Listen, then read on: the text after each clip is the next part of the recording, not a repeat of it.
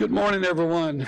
Welcome to our February Committee of the Whole meeting. First item on the agenda is the consent calendar. Do I hear a motion? Motion To approve. I have a Second. motion to approve and a second. Any discussion on the consent calendar? Hearing none, all in favor say aye. Aye. All opposed say no. Motion carries. Next item on the agenda is appearance of visitors. We do not have any visitors signed up today. Next item on the agenda is instruction. Mr. Sailors. Yes, sir. Thank you very much, Mr. Chairman. Our first item of business in order is item 3.01, innovative course approvals. Excuse me, my eyes are focusing here. Dr. Royster. You stepped out for a second. Oh, well, Mr. McCoy, it's all yours. Thank you. That'll teach him to learn to leave the room. That's right. Okay, go ahead.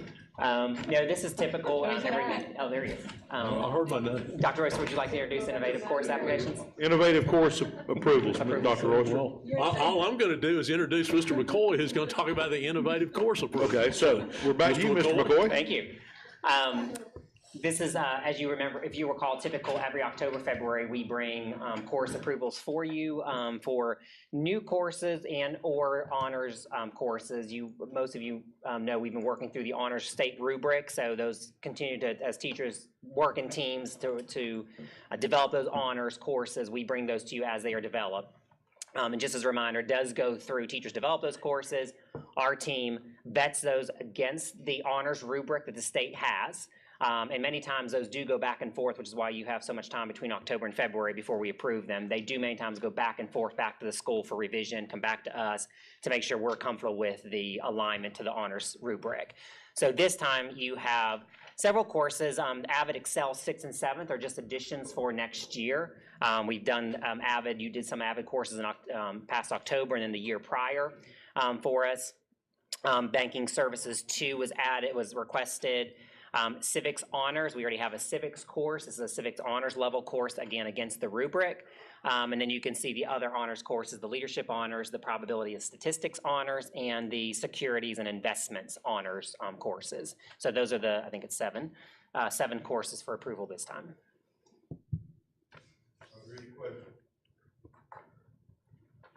There is a recommended motion. Is there a maker? Ron, okay. Make a Ms. motion to overview the course approval process and course listed above, justification for the additional courses below, and recommended motion is to approve the local board courses as presented. Okay, we have a motion made. Is there a second? Second. Okay, Mrs. Wells?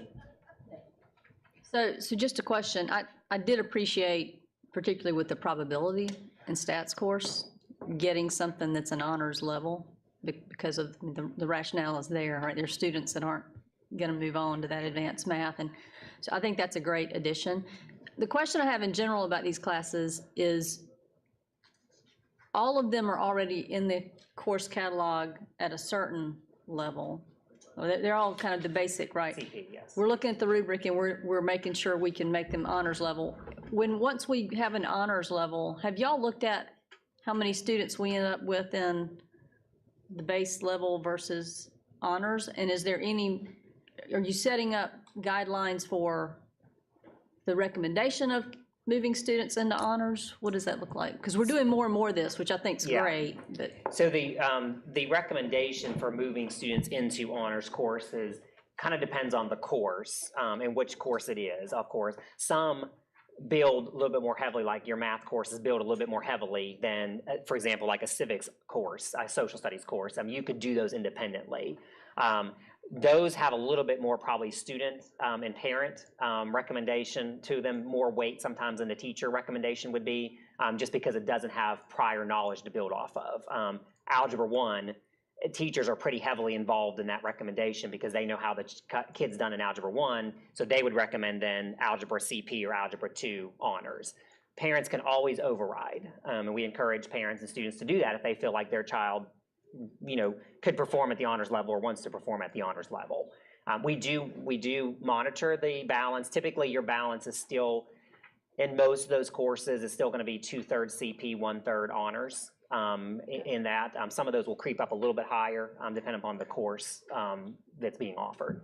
Okay, so you're monitoring that, so you can kind of watch and We do, audit, yeah. if you will. Yes, kind and of we do audit, we do look at, as well as the state, we have to have a year after you guys approve the honors courses, a year after that, we have to collect samples of various items as required by the state, that we have to keep on record, so that if they come and audit us, they would look at the honors rubric, that honors course, that syllabus, and weigh it against the assessments, the work that the kids are doing, just as a double check to make sure that it reaches that honors level of work. And then the only specific question I had about one of the courses was on the leadership honors. It looked like the difference was the advancement, if you will, was that they were doing face-to-face interviews with the nonprofits versus, I guess, just doing their online research. They were actually facilitating face-to-face meetings with each one of those nonprofits to further vet. So it's just sort of an extension of what the regular class is. Was there anything else that? Ms. Dean actually worked with those, we sent that one back a couple of times, worked with the school on building that course. So Ms. Dean probably, if you want to come up, Tara, Ms. Dean probably could speak a little bit more since she was more intimately involved in that course.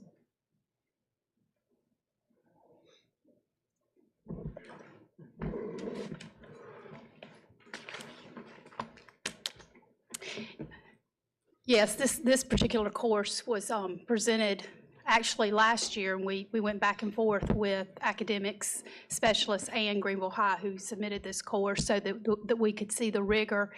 And a lot of that is they actually have to do volunteering in nonprofit. They have to present their research. They have to have interviews, and they have to do a lot of different leadership opportunities, not just nonprofit, but service in their school. So we added a lot of more higher rigor in terms of their presentations, in terms of their research, in terms of the outcomes and the assessments that they will do. So those things are all kind of components of the base course, but maybe it's just, there's a bigger time commitment. Correct. To what they have to Correct. produce. And okay. Correct. Okay, great, thank you.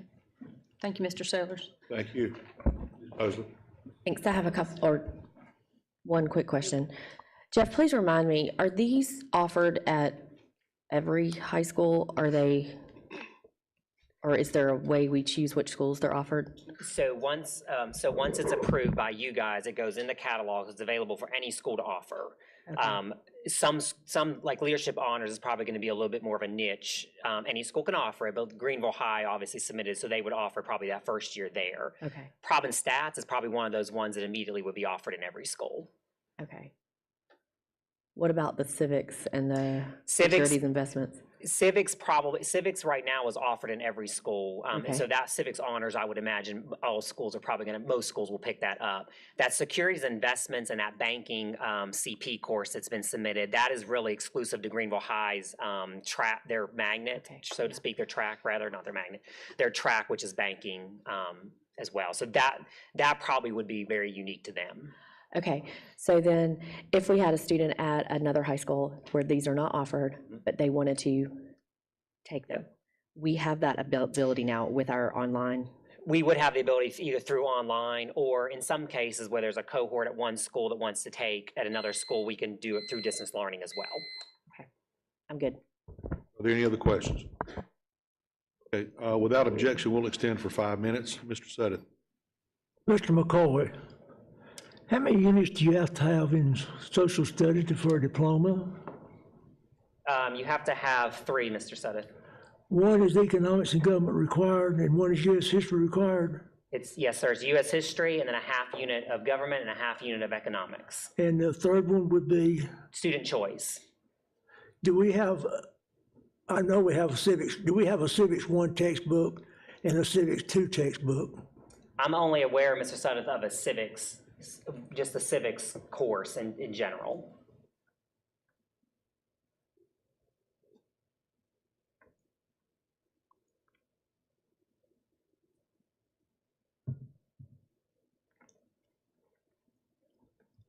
Does the state have a outline of civics honors? There is not, the only state requirement for civics is the civics assessment. There are, I don't believe, Mr. Sudduth, there are standards for civics. What areas would civic honors aid a student in? I'm sorry, repeat that one more time. What areas would a civics honors course aid a student?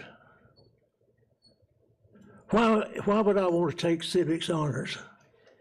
Well, it would be an elective course, so it would be some students who just would be interested in that area. I mean, we have probably, I'd have to get the exact number for you, Mr. Sutton, but we probably have 15, 20 different social studies electives that they can choose from.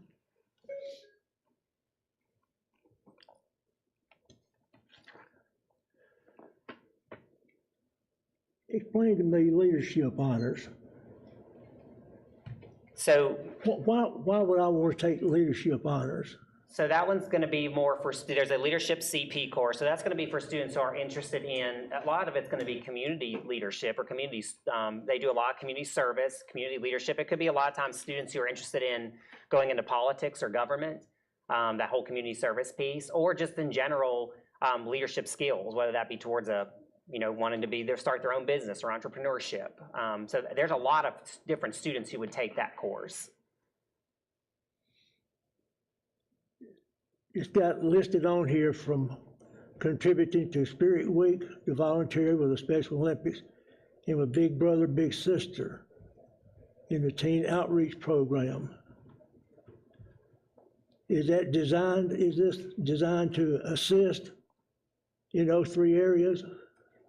It's those three areas, yes, and then a lot of other additional areas, Mr. Sudduth. Every community would have different opportunities based on what is there for students to volunteer in. So those are some examples from that community, but other communities in Greer or Fountain Inn might have different nonprofit organizations around them that they would participate in.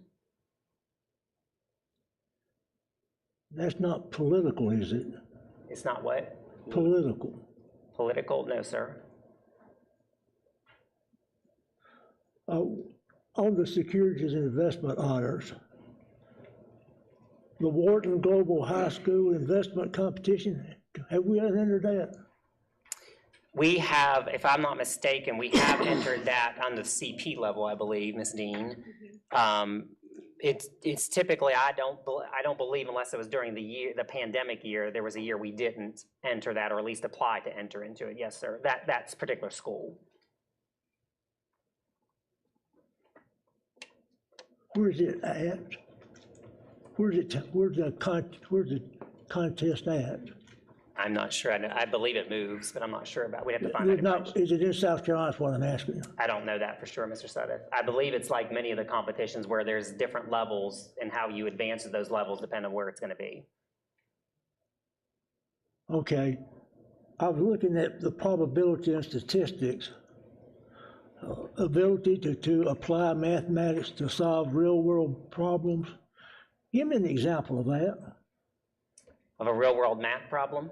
Well, it's got out here, Mr. Coy, ability to apply mathematics to solve real-world problems. So Yes, if sir. my car won't start, I can use mathematics to start my car. Well, depending on the problem, I suppose, yes. There was, for example, a project that I observed probably last year, I believe it was, where they were figuring out, they were doing a math problem around a parking garage ramp and how much force it would take to get the car up the ramp if the car couldn't move by itself. So there was applying some things, some mathematical skills to those real world situations. So as much as possible with any content area, we try to connect it to the real world. Why percentages? Why would students need to know percentages? Well, when you're in a store and something's 20% off, students should be able to figure out what 20% off the price of that item is. Hang on a second. Pat, are you close to conclusion? Yes, sir, I am. Okay, go ahead. Just one more question. In looking at the probability and statistics, the real world problem, there's a scientific calculator and there's a graphic calculator. Is that something that's standard for that, for the course? Yes, sir.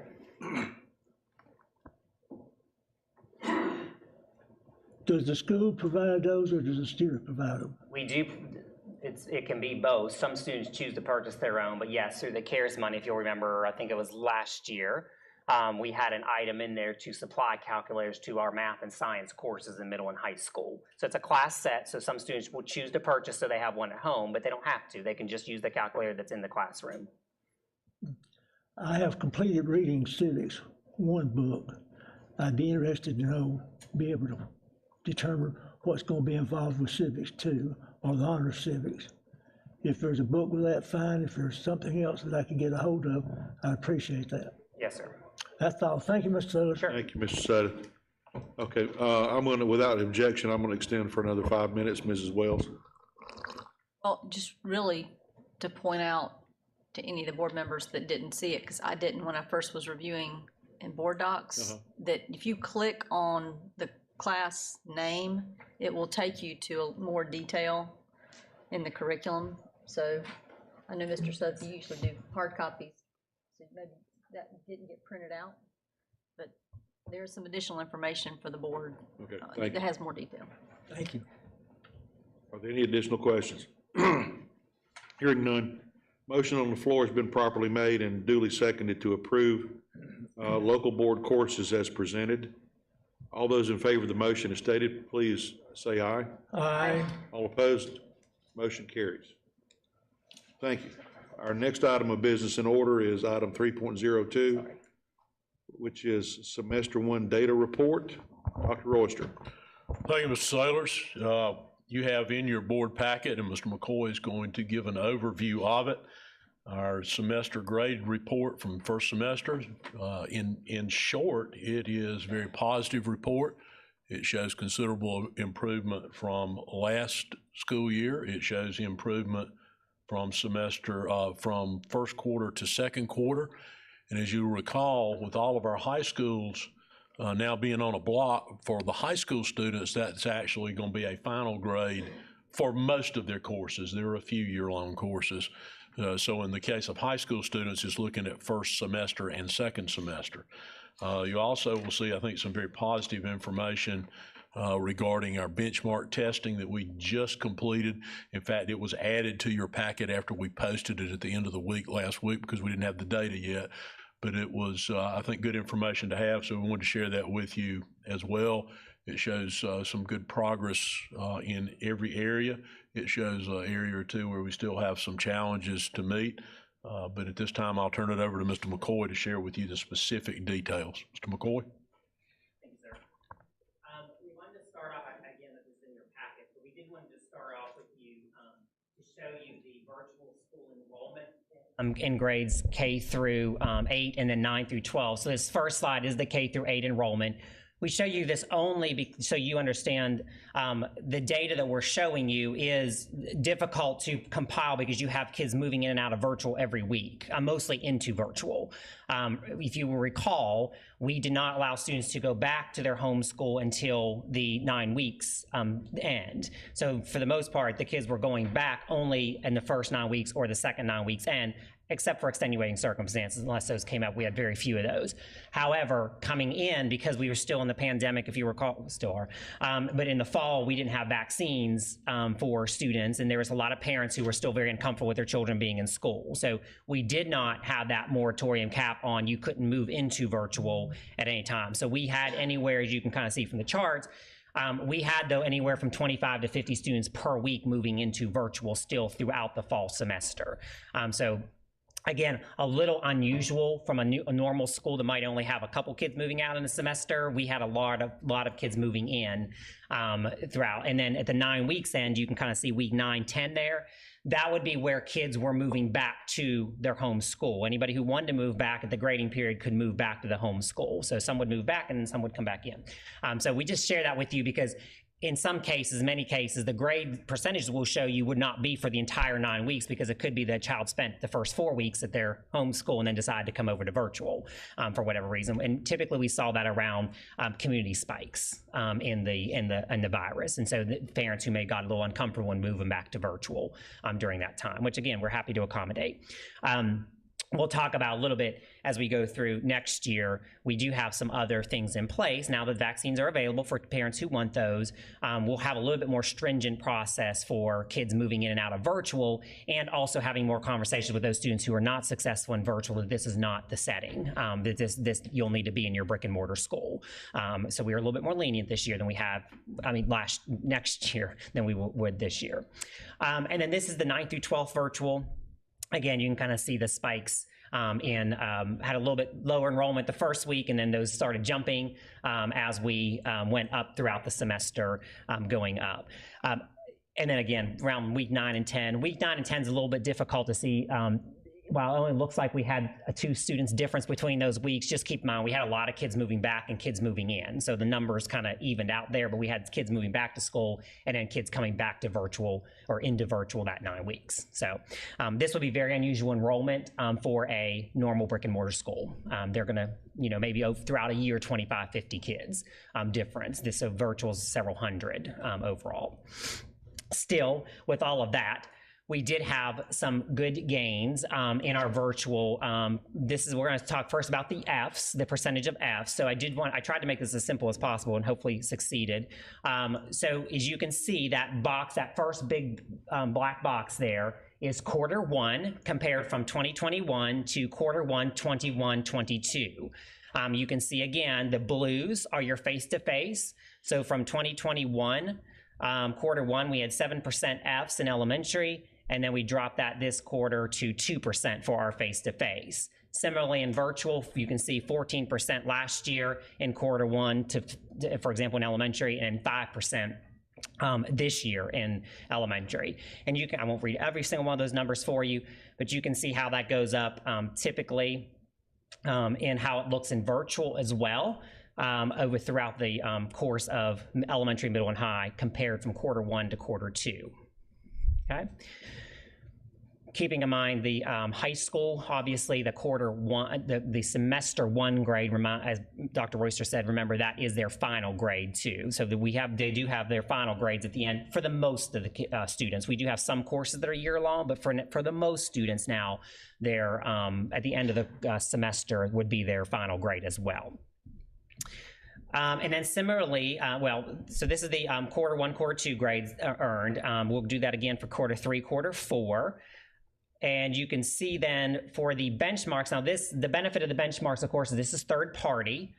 So this is an individual assessment that's from our TE21. It's called CASE now. They were acquired by another company. You can see the differences. Now these are comparing cohort of students to cohort of students. So you can see our first benchmark, which was given in October, to our second benchmark, which was just finished in January. We just got the results, as Dr. Royce said, on Thursday or Friday of this past week. And so you can kind of see again where we are as far as our growth goes. This district-wide. 5 to 6% growth is pretty significant for us as a district, given the number of students we're talking about. As you can see, the 2 areas that we will be focusing on, third grade was not a huge surprise to us. For those of you who know the curriculum from elementary, number sense in second grade is a huge standards piece. And so those students coming out of, again, virtual, where they may didn't grasp that, or just the disruption last year, number sense is what we're seeing as a huge gap. And so we're working to fill that gap. I anticipated actually being a little lower than 3.8%, so we didn't drop as much as I thought we were based on initial data. So our teachers have made some good gains in the remediation efforts, the intervention efforts they've done, and we feel confident we can catch the students up to where they need to be. Those ones who are still a little off track, catch them up by the third benchmark at the end of the year finally. So we know, fortunately with the data that we have now, we know exactly where we need to work, which is that number sense, which obviously feeds into things like multiplication. So it's a little bit of a compounded issue. And in science, We typically do see a drop in science in the second quarter, and teachers obviously were focused heavily on math and English. And remember also, we only have one grade tested in science in elementary, it's fourth grade. So we'll be working with some resources in there to move those scores back up. But you can see there's 64%, 55%. We start a little bit higher actually in science than we normally do for some reason, which is a little bit of an anomaly in our first and second benchmarks. So don't know how to explain that one, but we are usually in the 50s to start off the first benchmark, so we were about 10% higher than we normally are on the first benchmark. And then for middle school, similarly for middle school, we had gains across the board. We just had a 10% drop in 8th grade in middle school ELA, that 10% drop. And both of these for elementary, middle, both of these are the second benchmark are pretty much within the range of where we have been historically. There's always kind of a 3 to 5% range as far as where our kids are on the benchmarks, but these would be within our ranges from the past years, pre-pandemic years. Obviously, we didn't do, we had benchmarks last year, but that data we're not as using as comparison purposes. But previous years, prior to that, this would be within the same range of those past years where we should be. So you can, again, see some of the areas that we'll be working on in middle school, particularly math. We'll continue to push hard in on the middle school math. That was probably if you'll recall from our SC Ready data, that was the hardest hit during the pandemic was the math area. So our students have made tremendous gains. We still have some work we want to do with them to get them back to where we feel like they should be on track. But again, these benchmarks would show that we are on track for the end of the year to perform. Many of these benchmark data that we look at heavily as a team, these scores in many schools, it's going to be school by school, but in many schools did exceed what they made on their SC Ready last year, which is very positive. We don't typically see that in the second benchmark, but that's very positive. So they can keep that trajectory. That means they would be scoring above where they scored last year on their SC Ready tests. So again, very positive data coming out of that. And just, shout out to our teachers who continue to work very hard on the intervention, the remediation, to, work with these students that may be a little behind. And I think that was the last slide. Thank you, Mr. McCoy. Are there any questions? Mrs. Doolin. Thank you. When you mentioned that you will, for students who aren't performing well in the virtual program for next year, you will more strictly talk with their families that this might not be the right place for them. Can you talk more about that? Is there a baseline of you need to do this well to be in the virtual program, or? Could you please speak in the microphone? Sorry. That's okay. Sorry. Yes. Anyway, what's the criteria to be in virtual school for next school year? So for the students, what we have also done, I'll start with this semester. What we have done this semester, if students have had, for example, attendance issues in brick and mortar this year, those through Ms. Dean's office, we have not been admitting those students to virtual because our historic numbers would show that those students who have attendance problems in brick and mortar is compounded in virtual. Because obviously if a kid doesn't show up for the Google Meets, there's no, other than calling the parents or doing interventions, or ultimately, just like we would in a brick and mortar school, we do mark those students absent, which ultimately has truancy implications down the road once they hit those thresholds. For next year, their biggest issue is going to be the commitment to being in class on those Google Meets, that you're present in those Google Meets. That's probably one of our biggest issues is the students are not joining the Google Meets, which means it's similar to a brick and mortar, they're not showing up for class. And those are the students then typically that we see the failing grades and the attendance. So the requirement will be that you're showing up to your Google Meets, and there will be percentages or pieces around that. Not immediate, as far as you're not showing up, now you're out, but we will do an intervention with the parents and the student, and just to say, probation, so to speak, you're on academic probation. If you continue not showing up for these Google Meets for your classes, then we're going to move you back to your brick and mortar school. And same with grades. We would have something with grades. I believe Ms. Dean, remind me what the grades was for the cutoff next year for the virtual school. Did we say? A D. So above a D, or again, would go on academic probation. And again, with assistance, we would put them in intervention, we would do remediation. Similarly to the brick and mortar school, sometimes we have a hard time getting students to log on for remediation. We do offer remediation in the program virtually, but we have a little bit of a hard time getting them to join the remediation sometimes. Thanks, that's it. Yes, ma'am. Mrs. Mosley. Thank you, Jeff. I know it's difficult to predict the future, but you're saying we're on track. Last summer, we remediated close to 10,000. 10,000, Is that about right? 10,000. Okay. Where do you think we might be heading into this summer? And then I share the same concerns that Ms. Doolin does about virtual school. Are most of those kids, do those kids remediate in person in the summertime? Yes. Okay. We do not do any virtual remediation for the elementary and the middle particularly. High school, we locked down a little bit more last year. High school, we have some flexibility because we know some families do have to work some children have to work in the summer to support families. So we provide a little bit more flexibility in the summer for our high school students. But elementary and middle, yes, the K-8 last summer was all fully in person. Okay. So then where do you think we might be heading? I mean, I'm asking you to read the crystal ball here, Yeah. but are we in a better place? Yes, I definitely think facing we're remediation? Yes, I definitely think we're in a better place. I would say in the past, I think this is pretty common, I think, maybe prior to you coming on the board and the pandemic. Normally, the only summer programs we offered was Read to Succeed. Was there a need for summer school? Yes, in the past. And so that was something we were looking at, even that's, I think at the request of some board members, about what do we need to do for summer school for those students who may be a grade level or two behind. When the pandemic came, of course, and we had the money to actually offer the summer school. So if you ask if we're going to invite less students, I don't know that we're going to invite less students because there's always students who can benefit from summer school. But I think the kids that would actually truly need it this year will be a lot less than it was last year. Okay. Thank you. Lewis.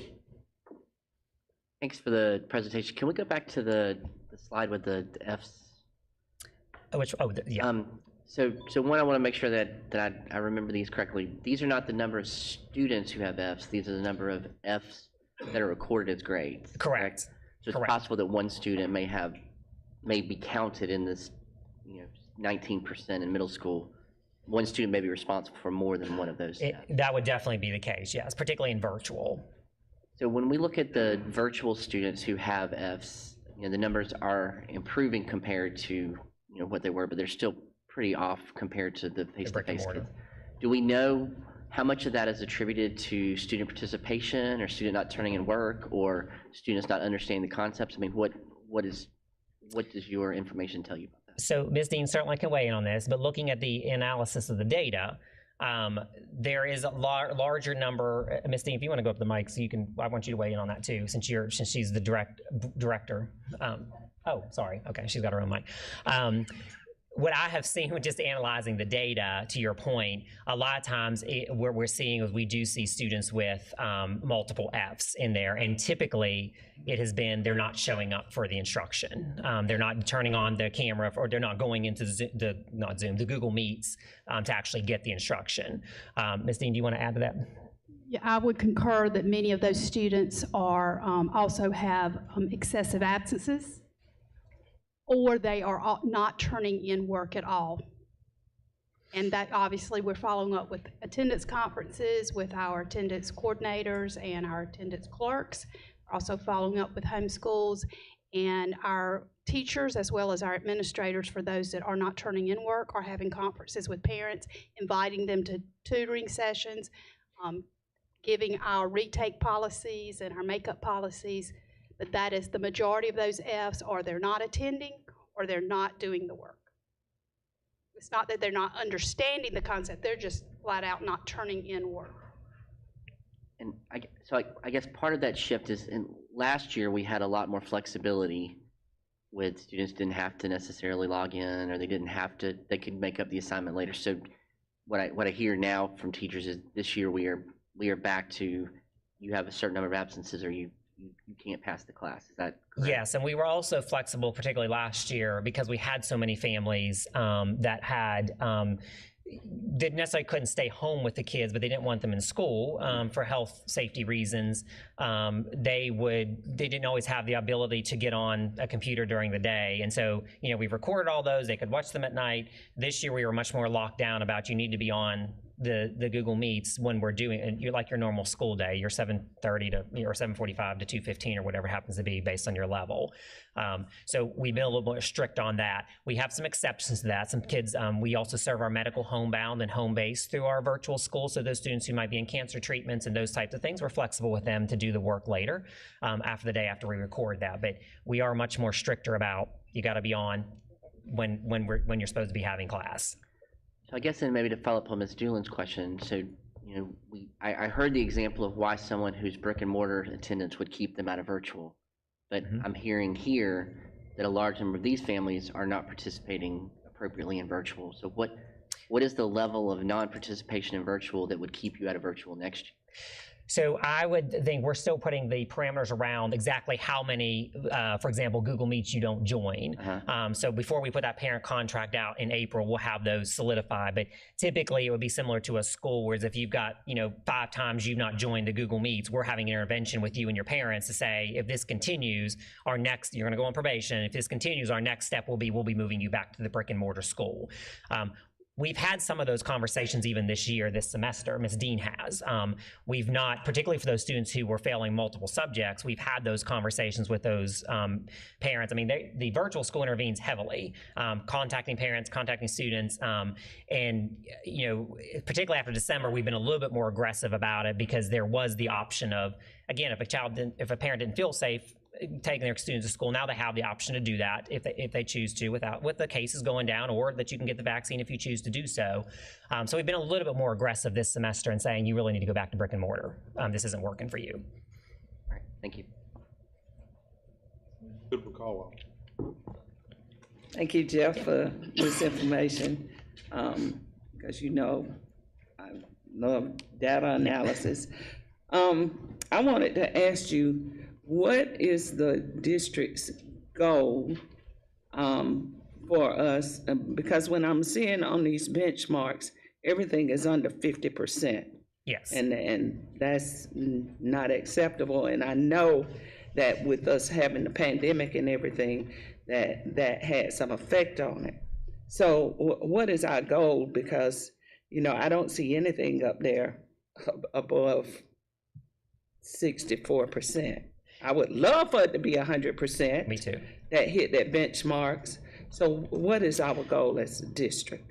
So it depends on the grade and the subject. I will, for each grade, because if you will recall back in, I think it was October, if you remember, when you look at our SC Ready scores from last year, many of those were in the 60% range, and we were in the top 10 of the state when it comes to test scores. So typically, when you look across the state, the 60 to 70th percentile range is where, as a whole, statewide or district-wide, is typically where most of these tests are going to fall. You certainly have schools that achieve at a 90%, 80%, 70%, so on. Our assistant superintendents work directly with those schools to set their goals based on where they're at for that data to set those goals. It's a little bit more aggressive to set those goals for for schools who may be well below the district average. They're setting a little bit more aggressive goals. But typically, the 50s and 60s, it is rare that you will get up as a whole district, because again, we're in the top 10 in the state. It's rare that you will be in the 70s or 80% as a district in the state. Because of the way the test's built. Yeah, about that test, but anyway. The intervention and remediation, I know that we do RTI in elementary. What does that look like in our middle and high school? So in middle school, it's similar. The middle schools have math and or reading interventions as part of it. It's one of their electives. So they have 2 electives in middle school. For some students, one of their electives would be they go to math or reading. Read 180 is what we use in the middle school. We've had very successful results with that. And similarly in math, for those schools that have math intervention for students who may be struggling in math. High school is more content recovery, and that's going to be across all core content areas that those students either can go to a lab. If you all recall, we're trying to move we're trying to lessen our credit recovery and move more into content recovery, so to help the students recover things that they're not getting in class prior to failing the class. So they can go to a lab, or sometimes that's just working with their own teacher in content recovery. It just depends on how the school has that set up. Okay. You said number sense is the main focus for third grade or for second grade? It's a second grade, it's a heavy second grade standard. So these students in third grade would be the ones that may have that gap from the second grade. You probably remember when you were at Cherrydale, that was always an area of challenge. It's always an area of challenge in number sense because it's a heavy unit for our students. But these students just had more gaps in that area. We're just seeing it now in third grade represent in particularly like multiplication. So you have more of the intervention in the third grade for the number sense? So our teachers and our remediation are just going back and really reinforcing those number sense concepts to the students. And we're, like I said, we're really seeing it as it's coming out multiplication and division. And that's not untypical for, as you know, untypical for some students. We always have some subset of students who just don't quite get it in second grade. And we remediate that in third grade through our math intervention and our ELA intervention. Okay, I see that the ELA is okay. So with third grade ELA, do we still have, they still have that rule in place? If they don't pass, they can be retained? Yes, ma'am. For third grade, so we're on track with most of our third graders with that? Yes, ma'am. We are monitoring, much as we always do. We monitor very heavy those schools that are not, that we would be concerned about if there are any during a benchmark test. And then this is the time of year, typically February, yeah. February is typically when we start sending those letters out to the parents of the third graders to say, your child's in danger of, of failing or not meeting the Read to Succeed requirements, and just a heads up, they may have to go to summer school. Okay. All right, thank you, Jeff. Thank you, ma'am. Dr. Stiles. Thank you. Jeff, first I'd just like to say that I'm very encouraged by the reduction of Fs. I'm really excited about that. And I can certainly understand that the students who are not showing up in the Google Meets attribute to a large number of those grades. And I thank Tara for speaking to some of the interventions that are taking place for those students, specifically involving our attendance personnel. I think that's important. But as an educator, I know that just 1 day, 2 days out of the classroom, not showing up for Google Meets, can create some gaps in learning. So I also know as a principal that those intervention specialists, they typically do not go out to the homes until there's 10 days of unexcused absences. So as an educator, that really concerns me. So I'm interested in knowing, since this is an issue and we are continuing with the virtual program, what are we doing? What are our interventions between day 1 when they do not show up for a Google Meet and day 10? Surely there's some interventions that fall along that way. And could you speak to that? Sure. Yeah, and I'll let Ms. Dean weigh in on anything I miss, because I'm sure I will miss some along the way. Our teachers are hit, they're really, just like they would be in a school, they're your first kind of line of defense. They're the ones after that first or second time making that call home, particularly in elementary if they're missing a full day of, meeting none of their classes. They're really the first line to call. After that, if that continues to be a problem, similarly probably like it was brick and mortar, it's the principal or the assistant principal for that grade level calling and reaching out to the parents. In some cases, asking them for a conference, and we would not always do that in person. A lot of times it is going to be through Zoom for the parents as well from there. And then from that point, sometimes that gets to Ms. Dean's level or Mr. Ellis's level, who's the principal. I mean, a lot of times it will escalate to the principal, and then if they can't resolve it, a lot of times it does, I know, escalate to Ms. Dean at her level to do interventions with the parents prior to that, to your point, that 10-day of where we're actually going out to the house. We do have some, I believe, is it 1 or 2, Ms. Dean, dedicated attendance people that work through our virtual program? We have 1 dedicated attendance supervisor that works with just the virtual program, so they're very involved with our 3,200 students and families. The one thing I would add is that our school counselors last year, students received school counseling through their home-based school, but we have our own school counselors in virtual, and they are very hands-on and doing wellness checks. So we have them checking, just making sure the children are okay, and they're safe, and that's not the reason they didn't show up for class that day or a couple of days. So they're very heavily involved in wellness checks and checking on our students as well. So it's the assistant principals, it's the teachers, it's Ken Ellis, and also our counselors, school counselors are very involved with students with attendance problems. And you're right, 1 or 2 days make a big difference. Thank you, Tara. I'm really glad to hear that our counselors are intervening as well to make sure that there's not some other kind of supports that are needed. And my final question would be, you mentioned one supervisor for all those students. How many attendance personnel do you have that can actually go out and do those home visits? We have one attendance supervisor that does home visits for us, and we have an attendance clerk at each level. So we have 3 attendance clerks that work with our families as well. Do you find that that's adequate? That's a loaded question. Okay. I would always welcome more support, but I think in compared to what the schools have, it is. Okay, thank you. That is to follow up that, Dr. Stiles, that is a much lower attendance supervisor to student ratio than as you will recall, is unfortunately very high in a brick and mortar schools. So that's a much lower ratio. Great. I'm glad to hear that. Thank you so much for sharing. Dr. Stiles? Thank you. Thank you. Mrs. Wells? Thank you. So the percent of virtual, I guess when I'm looking at comparing last year to this year, the problem I'm having with looking at these percentages is that the sample sets are way different, right? The sample size for virtual last year. Oh, yes. Was significant. So this in some ways, looking at a percentage like this mutes the success of our students this year, because we're showing percentages, but the percentage of face-to-face, we have a lot more students there. You know, so yeah. I almost feel like we need to talk a little bit about the sheer number, because the number of students that are getting Fs and failing, and particularly, it's much less than what a percentage doesn't tell that story, right? Yes, so it was hard. That's one of the reasons we started with the enrollment too. It's very difficult because this has been so moving. And to your point, last year we had 23,000 kids in virtual. This year we have 3,200 in virtual.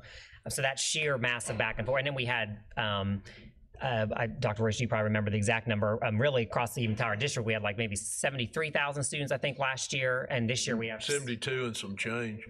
And this year, when I looked last week, it was 77,600.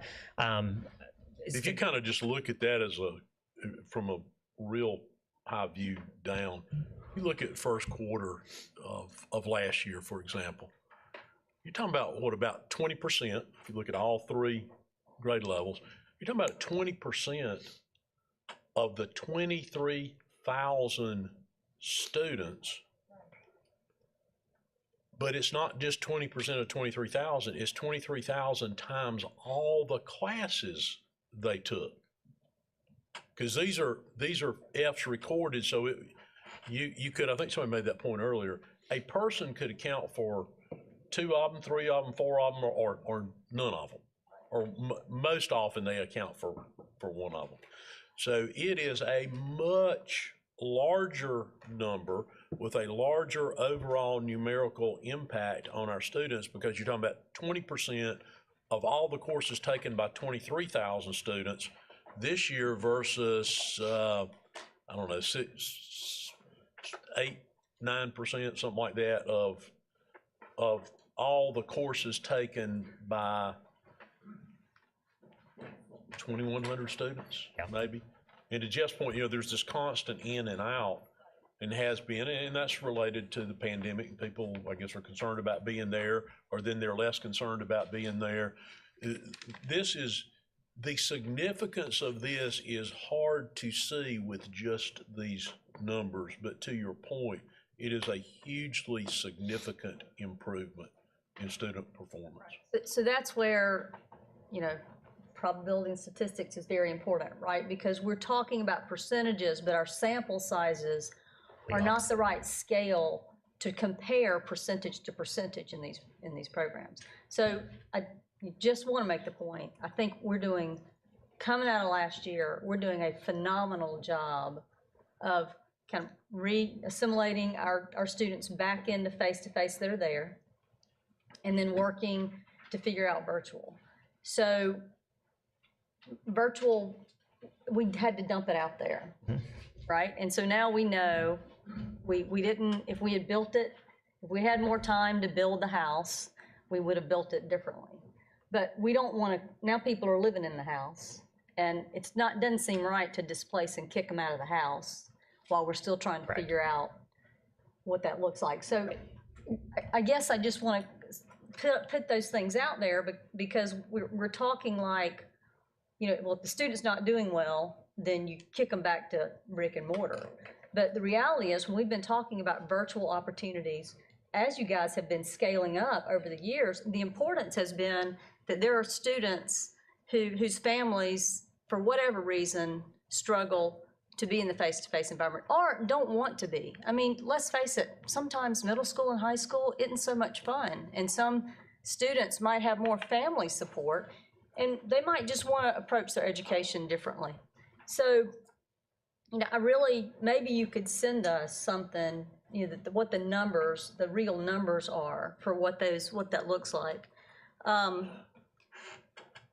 think the important piece that I'm kind of looking for when we're talking about virtual, because this seems to be about, you know, well, what are we going to do with the virtual kids? So what is the goal of the virtual program? Because if what I know from what we've done previously and what we had in our strategic plan is the goal of the virtual program is to allow kids and families choices, a different choice that meets their needs in terms of schedule, in terms of climate, all those culture, all those things.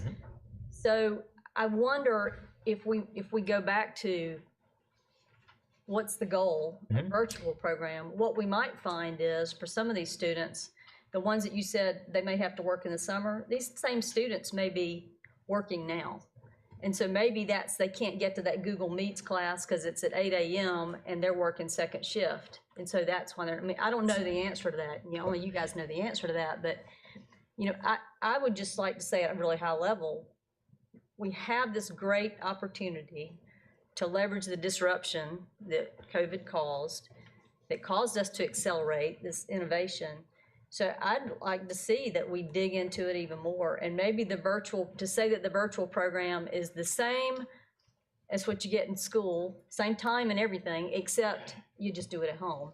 Maybe that's part of what we're revisiting. So if we have you guys been analyzing sort of the student previous academic performance, the kids that are coming in, you know, is this better or worse for them? Because you may look at that and go, well, they're failing, they need to go back into school. Well, they may have been failing in school, sure. right? So just saying that, well, because they're failing, they have to be back in school doesn't mean we've got to put them back, because they may be failing both places, right? So it might not be about that. So have y'all looked at, or are you working on any analysis of you know, what the virtual drivers are, what the previous performance is, what the student demographics look like, to Yes. kind of morph and change what we're doing and what the support looks like? Yes, so when some of the comments that Ms. Dean and I made before were maybe an oversimplification of the process a little bit. As we always say with our schools, data, for us, data is just, that's a number for us. But behind that number is a student, a family, and a situation for every single data point. That's true in the schools too. It's just when Dr. Stiles is in the school, we go to her, we would say, we're concerned about this, and then Dr. Stiles had a story for that as to why that was the way it was. And it was legitimate for that. So yeah, so Ms. Dean and I had that same conversation like a week ago when we were talking about this, that yes, if a student is failing in the brick and mortar and they're failing in the virtual, the initial intervention may not to be immediately send them back to brick and mortar. It might be we need to really hone and dig down onto why is this child not being successful in school, period. Now that's two settings that the child's not successful in. So yeah, so we do that analysis. The intention for, I think, things we learned out of the pandemic was that yes, I know we tend to focus on the Fs, but there's a lot of, the vast majority of children are performing in virtual, just like they are in brick and mortar. So it does work for students who chose, many students who chose that path. To your point, students who, whatever reason the family's made that choice, right? we have the other program, which you referred to in the strategic plan, we have the other program that is asynchronous, that's really grades 7 through 12.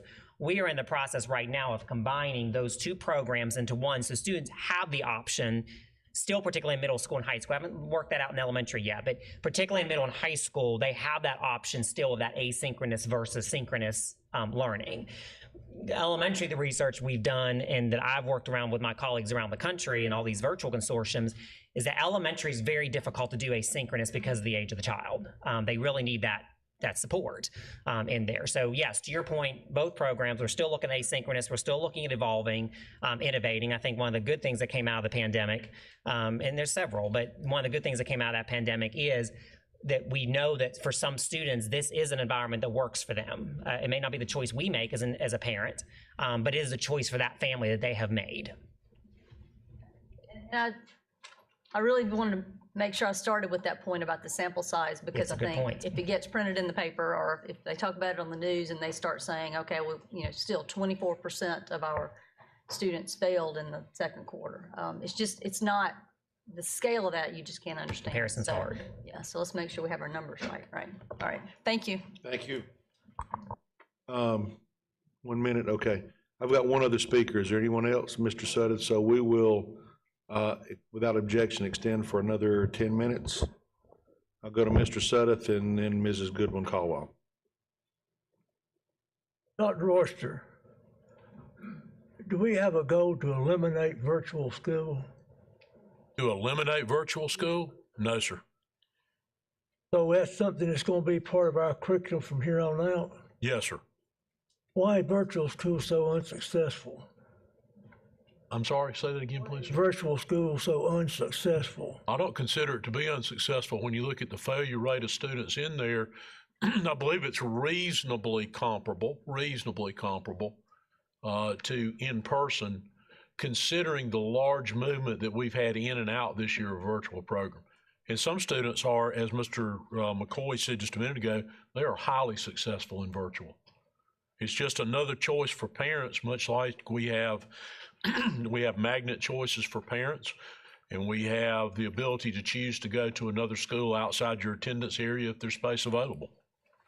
That's why we have, I think now, about 18% of our students choosing to go somewhere other than the school to which they're zoned. What's the handicap with virtual school? We serve students with certain handicapping conditions in virtual school. Why are they not doing better? Why are students in general not doing better in virtual school? If I look at Dr. Royster's teaching right here, in high school, I've got 29% virtual and I got 19% in virtual from one quarter to the next. I've got 34% virtual to 24% virtual. Yes, sir. How much does attendance have to do with that? The two main reasons that they do not do well is they do not show up for their class, virtually show up for it, and they do not turn work in, which are generally speaking the reasons students don't do well in any class, no matter where it is. If you look at failures and you start looking at the reason behind individual failing grades, it is quite often didn't come to class, didn't turn in their work. Those are probably number one and number two, not necessarily in that order. Isn't there a big difference in numbers? As to those who are not doing well because they're not going to school? But when we have virtual school, they're not showing up. If they show up, then how are they being graded? At least if I got someone in my class, I give them the test and I can just see how that person's going to do on that test. I just don't understand why, if I'm in virtual school, how do you get a grade that's acceptable if I'm looking through a computer? Well, it's no different than you handing your assignment in on a piece of notebook paper. You can enter the assignment directly in the computer. You can take a picture of it, send it in. You can send the actual, if you wanted to, you could send the actual paper in if you wanted to do that. It's the platform by which it's delivered might be different, but it doesn't change the fact that they're doing the same work. They're writing the same papers. They're solving the same math problems. They're doing, if you go back to continue to beat the horse of probability and statistics, if they're graphing something, they're graphing it through their internet connection. They're sending that graph back to their teacher. How are we going to improve on not turning work in and not showing up? Through as many interventions as we currently use for students throughout this system at all levels, because there is not a reason they don't come to class. There is not a reason they don't turn in work. There are myriad of reasons those things happen. Sometimes it's one of those 100 reasons. Sometimes it's a combination. In fact, probably most often, it is a combination of multiple reasons they don't do those things, which is why we have that attendance person dedicated to the virtual program, and that is why we have a counselor assigned to each level of the virtual program instead of their home-based school continuing to carry out those functions. How does attendance work in a virtual school? Same way as it works in regular school. But you're there in front of the teacher. You have to have your camera on where they can see that you're part of the class or part of the lesson, just like they would see that this was a class that Dr. McCrary is sitting right there on the front row and he's reasonably paying attention, not dozed off or anything. Wouldn't it be better if I could see someone in person rather than on a computer? Well, that's a decision that those parents are making. They believe it's better for their child to be virtual as opposed to in person. Do you think the children are doing better? I think we have children that are doing very well in virtual, just like we have students that are doing very well in brick and mortar. So, Personally, I like in person. I would prefer that. But that's not for, just because that might be my preference, that doesn't mean that's for everybody. it just appears that we've been in school for 100 years and we've been out for 2 years. And it seems like we've done better those 100 years than we did these 3 years. Well, I don't know if we did better all 100 of those years. Some of those years we did better than the last 2. But I think what Mr. McCoy shared with you here and there indicates we are filling the holes that were created by not being in person every day. And the biggest thing I believe to think about is we got, a couple of thousand students whose parents chose for them virtual this year for a number of reasons, probably many of which are related to the pandemic. But last year, we had families choose that accounted for 23,000 of our students.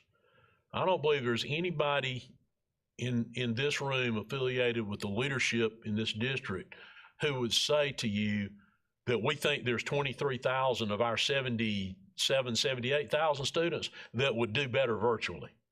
So that's not a fair test of the rigor or the quality of virtual. We're beginning to now approach a number that is a reasonable test of the quality of virtual. And I think that's borne out by when you look at the pass-fail statistics. And if you go back to that slide, in virtual, with the exception of high school, you're pretty much hitting a normal distribution curve on failing grades at middle and elementary. And I think we'll get there on high school. And I don't have that in front of me, but I suspect we had more in and out at high school than the other two, but I'm not for certain on that. You've got that. So you can see, and even though the numbers may look similar, you can see some big dips there, but you could have two numbers. We looked at this the other day. There are two identical numbers up there. I think it's 1052 and 1052. Yes, sir. All right, but those were not the same 1,052 high school students. There was a swing of like 200 high school students. The two numbers were exactly the same, But within those two numbers, it was like 200 different students. I'm not just looking at the grades. I'm looking at the student as a whole and their interaction with other students and what they're missing in school and what they've missed in school. And it appears we're going to keep on having that missing in school. Well, I would just simply hope that we can get back to where we have students in school rather than simply saying, well, hey, you know, we've got virtual. I just don't like virtual, but that's just me. I'm old and I'm decrepit. It wouldn't necessarily be my pick. And, you know, I've taught some graduate courses because that's different than teaching in a K-12 classroom. I've taught them in person, I've taught it online, and I've taught a mix of the two. And of the three, I like the 100% virtual the least of all three, but that's me. But we have students who like this, who do well, and their parents want them to do it. We also have students that are doing their academics virtually, but they are still participating in athletics. They're still participating in band. They're still participating in chorus.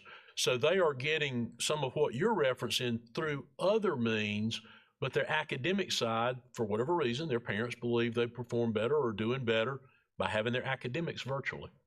It may have to do with their schedule.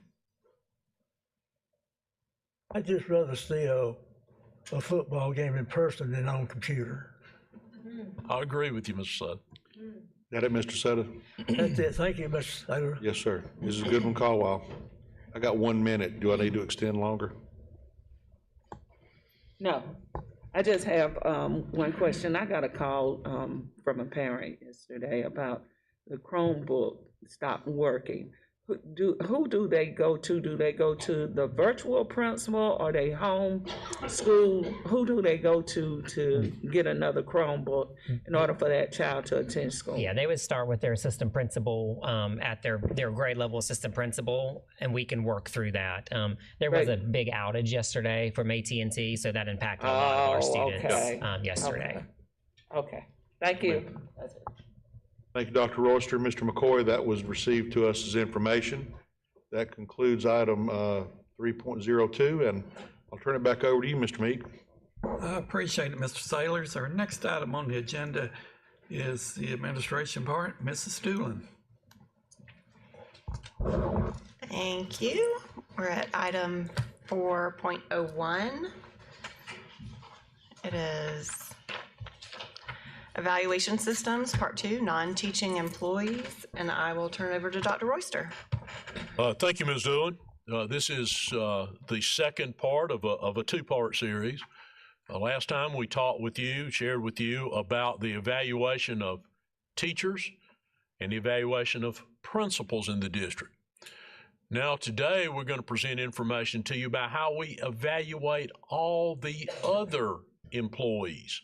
Both an overview of the systems and then some very specific examples within the system of how we do that. So at this time, I want to turn it over to Ms. Cap, and she's going to present the information on exempt and non-exempt, non-teaching, non-principal employees.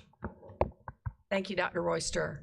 And thank you, members of the board, for letting us share the performance evaluation systems for those groups. Supporting the presentation today are going to be Ms. Fox, Dr. McCreary, Mr. Spellman, and Dr. Turner.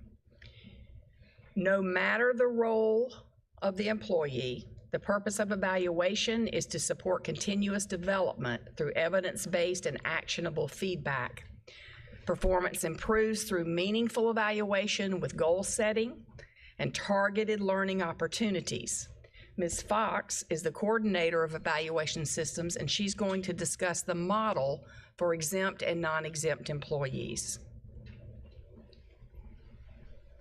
Good morning. We have divided our evaluation systems now for our non-teaching, non-principal staff into exempt and non-exempt. And that's according to the Fair Labor Standards Act that describe exempt as those that are not eligible to earn overtime and non-exempt who are non-exempt who are not eligible to earn overtime, and so we have designed 2 instruments specific to those 2 work groups. We worked with a design team that combined participants from a variety of different work groups so that we could make sure that we were addressing each one of those work groups. There are a number of key components in this evaluation system that talk about a self-reflection that allows the employee to give some information about their own performance. We evaluate performance for exempt and non-exempt employees on an annual basis.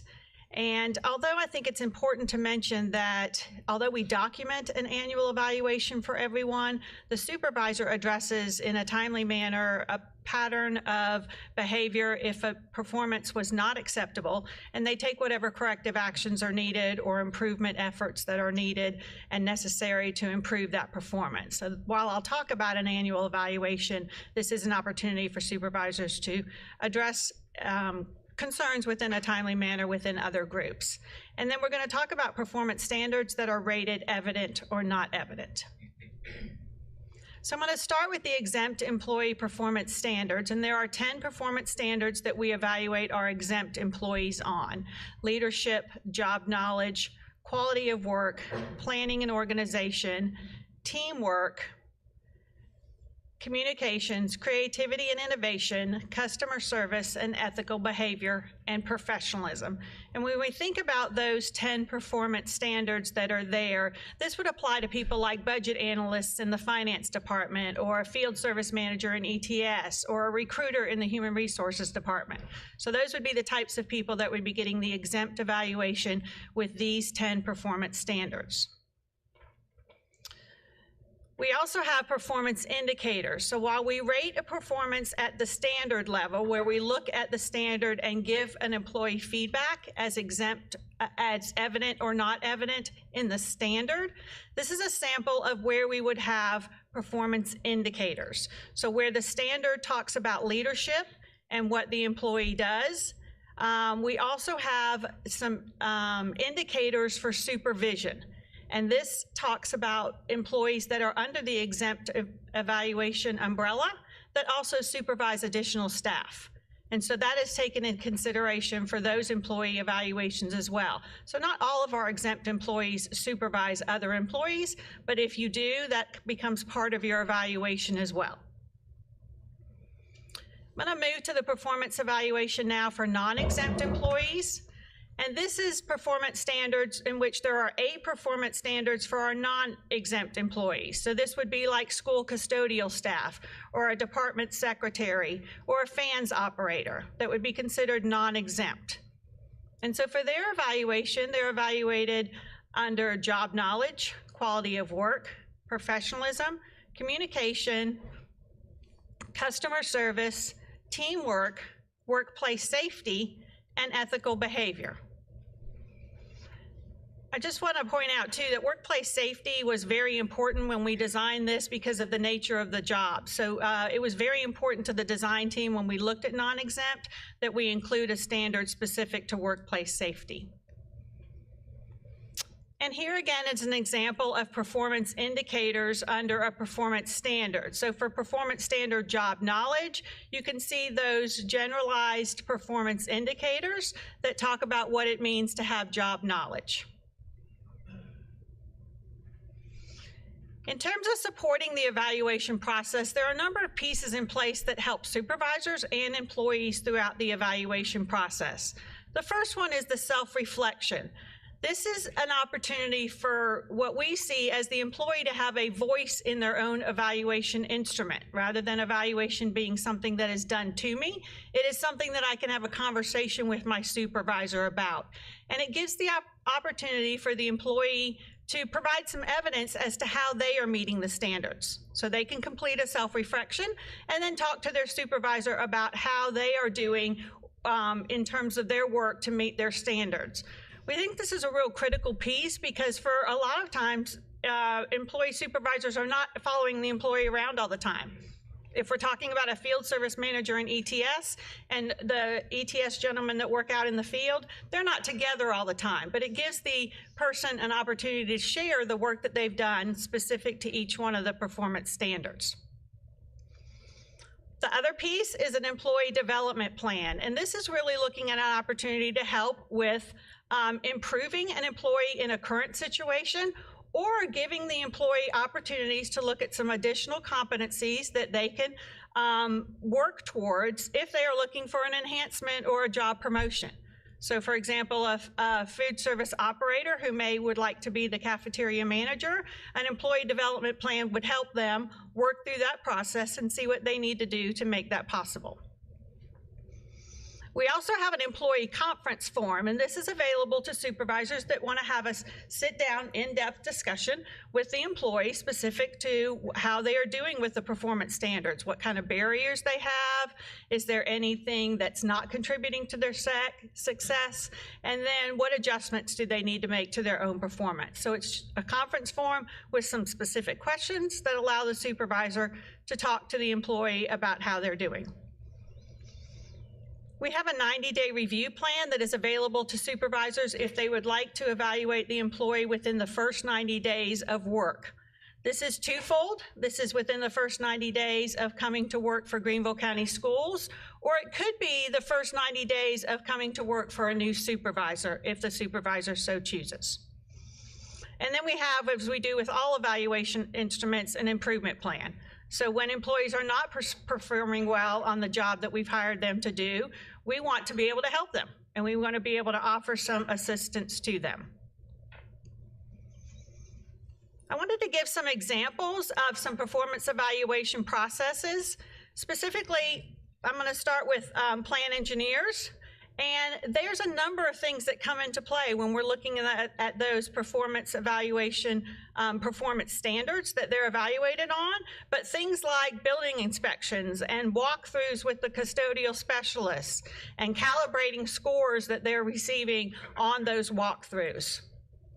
Plan engineers would then share that feedback with the custodial staff, and that becomes part of the custodial staff's evaluation process, and talk about how improvements need to be made if they do.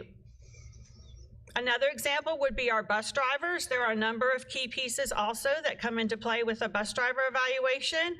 The audits, the timing and accuracy of routes, the safety, the accident and incident reports, the management of students. So those are just two examples of how we use this performance evaluation, and departments were able to customize and include additional information that is very specific to the performance of the people in that work group. I'm going to introduce Chris Spellman now. He's going to share some examples from Food and Nutrition Services. Good morning. When new hires come to us, we give them two forms: the employee training checklist and the review form. The new employee training checklist outlines the first 10 days and shows them what success is.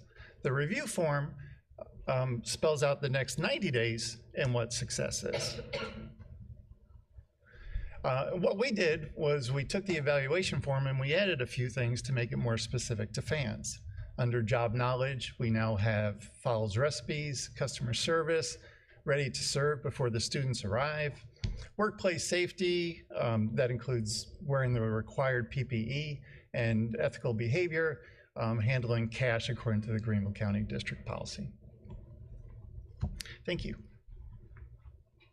Oh, more, gotcha. Oh, there you go. Good morning.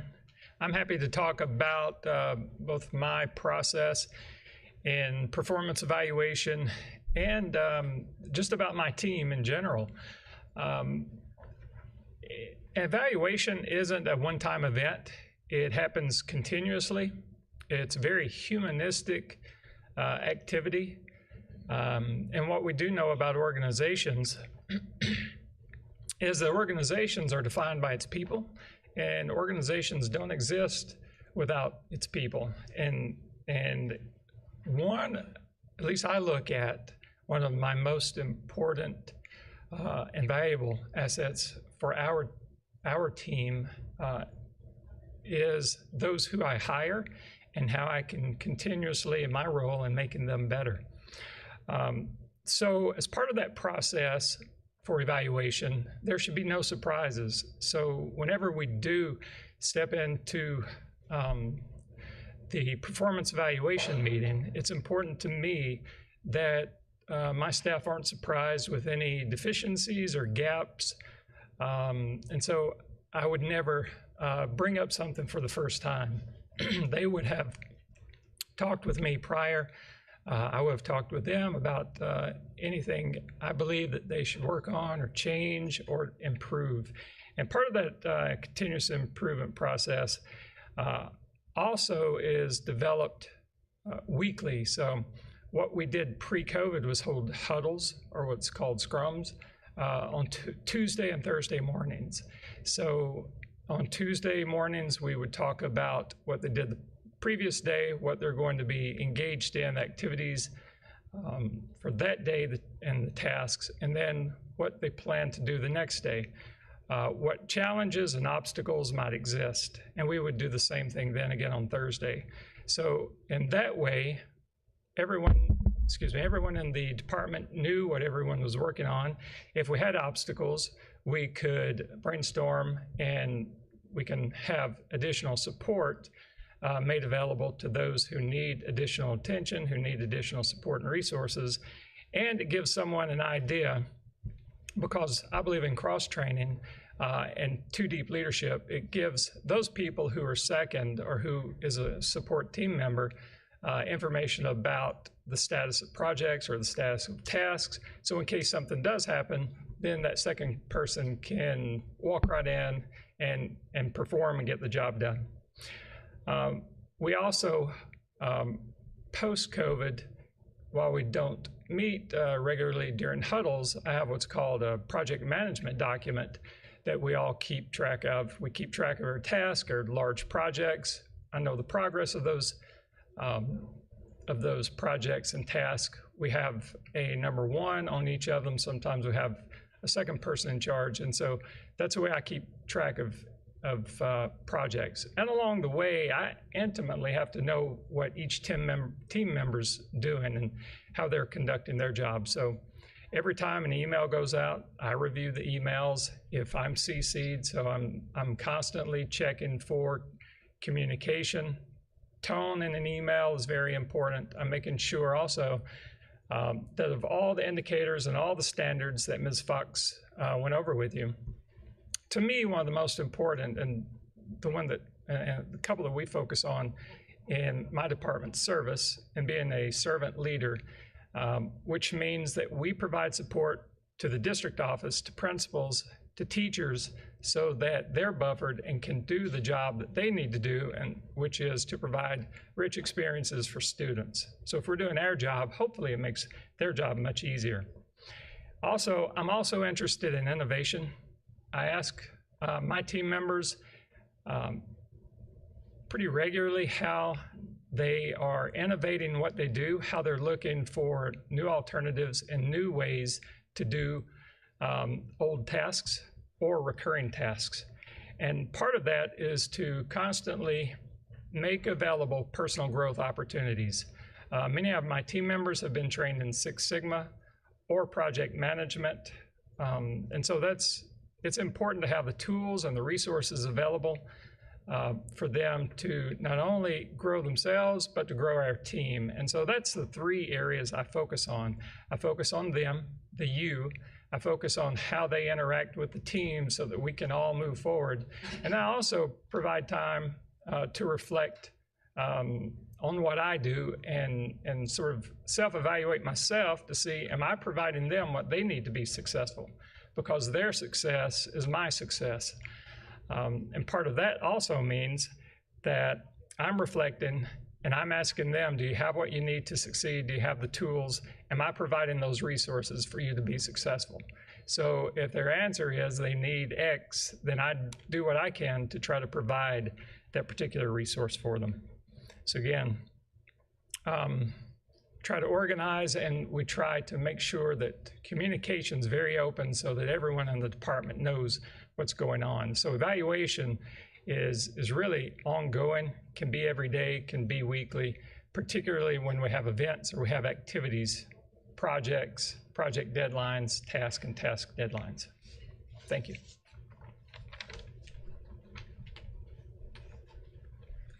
Thank you, Dr. McCreary.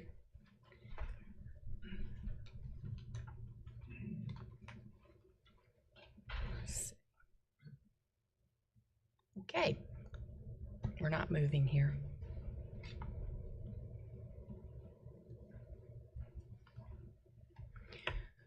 So as we consider the evaluation of leaders, there are 9 standards and a customized evaluation aligned to the expectations for the teaching and coaching approach that we implemented beginning in 2017. Principal supervisors focus on helping principals grow as instructional leaders. They provide one-on-one coaching, they lead principal learning, they assess principal capacity, and they use the evaluation process to help principals continually develop their instructional leadership. Further, the principal supervisors advocate support for schools through the district's vision, policies, and strategies, and they ensure that schools are responsive to student needs and have equitable access to the resources necessary for student success. Principal supervisors engage in their own development to support principal growth, and they lead change to improve the performance of schools and to sustain high-quality educational programs and opportunities. This is a sample performance standard and its indicators. And you'll see there in a little bit more practical detail the things that a principal supervisor would do to support their principals. Dr. Turner directly supervises the assistant superintendents and is going to share how this evaluation is carried out. Thank you, Ms. Cap.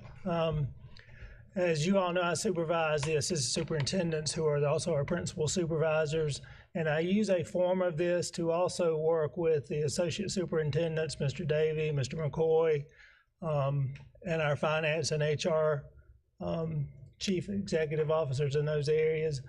The annual goal setting conference, as I think Ms. Fox mentioned or Dr. McCreary mentioned, evaluation is an ongoing thing. It's not a 3-time-a-year sit down and have a conference. That's part of it. But it is a daily dialogue with these people in their work environments, the work they're doing. How can I help them? What obstacles are they encountering? What help do they need?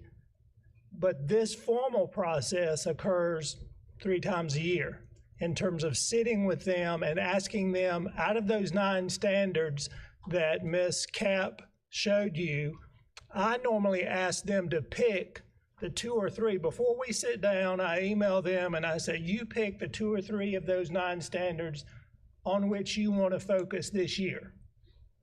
And most of the time, they are right on target in terms of areas where they feel they need to improve in their performance for the coming year. And so we have a dialogue, one-on-one conference, normally lasts about an hour, hour and a half. We talk about their goals. Now, they're held accountable for all 9 standards, but they choose the 2 or 3 on which they want to focus. Then we develop a plan in terms of how they implement, how they want to dig into those 2 or 3 standards out of the 9 that they're all held accountable for. Then we have mid-year and follow-up conferences on how they're doing. And as you see on this slide, there are certain questions that are actually built into the form. Where are you in relation to the performance of the standards? So we talk about each of the 9 standards. What is contributing to your success as a supervisor? So each of them have to answer those questions. We dialogue about that. What is creating any barriers? I mentioned to you, what's creating a barrier? How can I help if there is a barrier? And then what adjustments do you plan to make this year in your role as a supervisor? So they are supervising people, large teams of people. So what differences are changing? Changes are they looking at making in terms of their roles as supervisors and leaders for principals or other directors within their departments? And then you see the annual formative reviews, successes, challenges, growth opportunities. And then once you have a summative conference in terms of adopting, emerging, accomplished, and mastery level. And I think Ms. Cap had one other slide, and then we will open it up. I'm sure you all have a lot of questions. And just to close, remembering that the purpose of evaluation is to be able to support folks in a data-based, evidence-based system so that they can continuously grow and continuously meet their goals. So we appreciate the opportunity to share, and we're open to any of your questions. Thank you. I think Ms. Goodwin-Caldwell is going to start. Thank you for this presentation. I have a question for Dr. Turner. Well, a question for you first. What is the name of that program that we use to survey employees about their the leadership?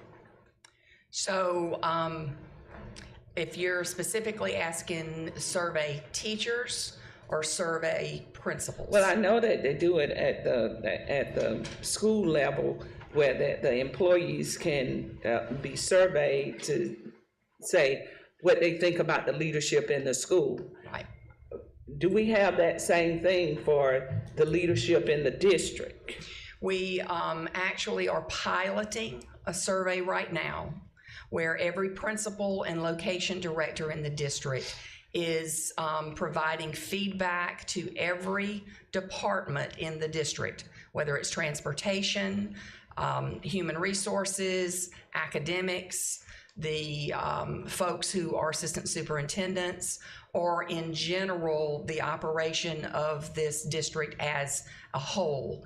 That is actually in pilot right now, and all of those will be completed by the end of the month. We'll get feedback in March at the central office level, and then those directors will turn around and work with their departments on that feedback. Feedback for all of the every all department of the in the areas district. in the district. Yes, ma'am. Okay.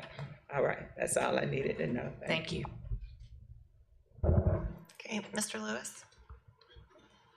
Just to follow up on that question, so you mentioned, I know there are opportunities for people within a school to provide feedback back to their supervisor. What about people in departments that may not be inside of school? So like, do bus drivers have an opportunity to provide feedback about their supervisor?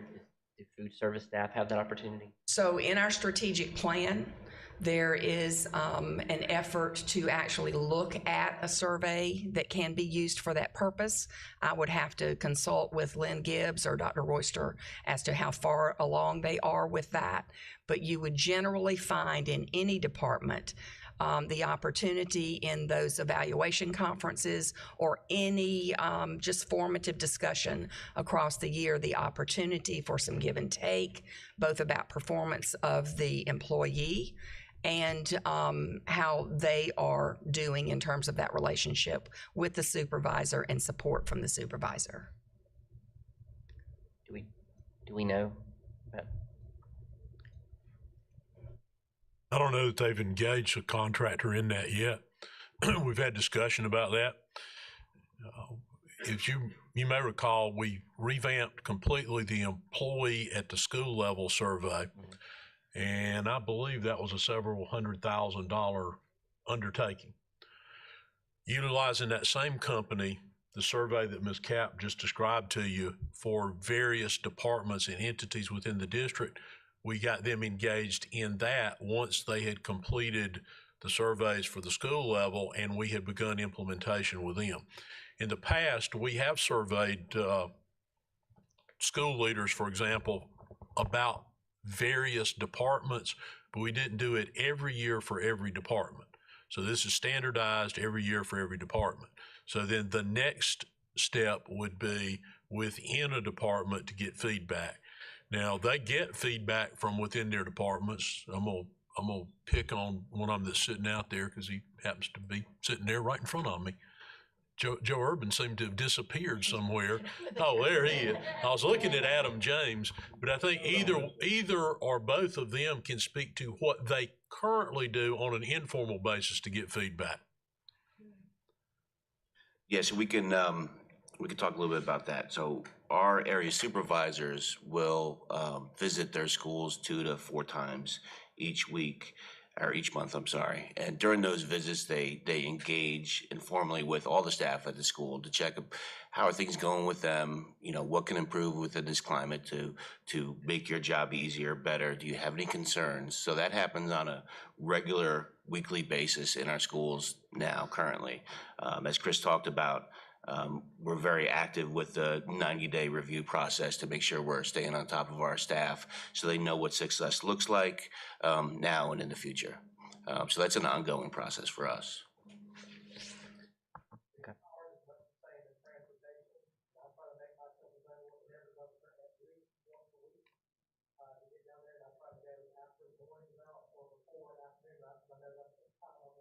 Most drivers and aides is when they're coming off the road or right before they go on the road. I also just happen to have, it's just my thing, I have an open door policy. A bus driver can call, they can come up there and talk, we can handle it. I had a bus driver call me 20 minutes before I walked out to come here.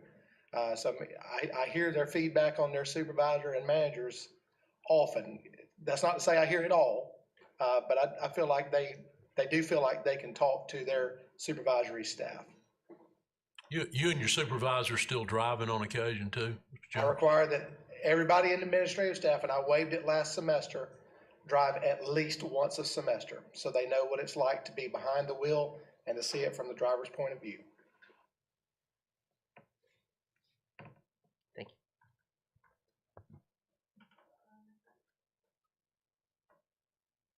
Thanks, Ms. Doolin.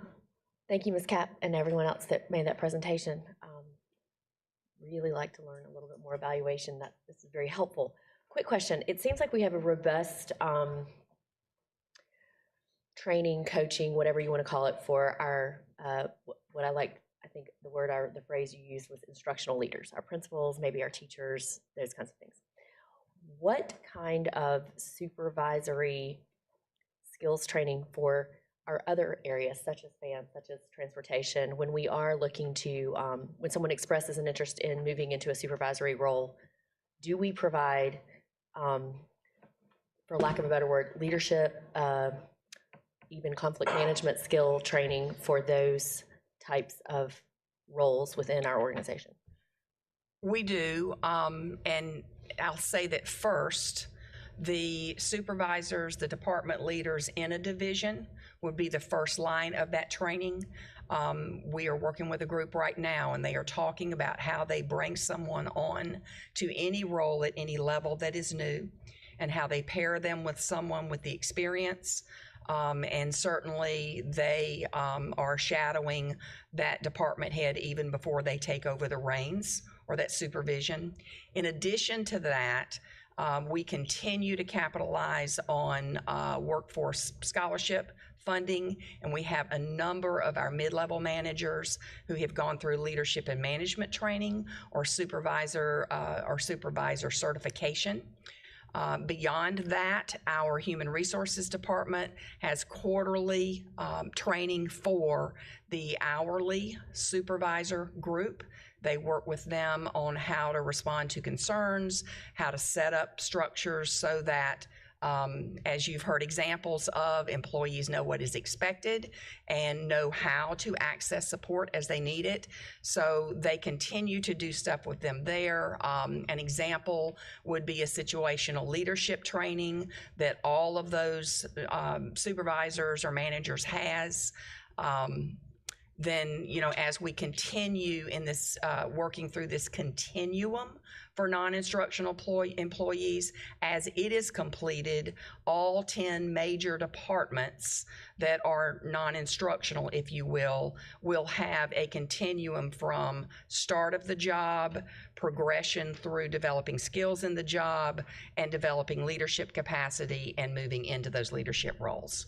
So that consistent across all divisions or common across all divisions continuum is actually in progress now.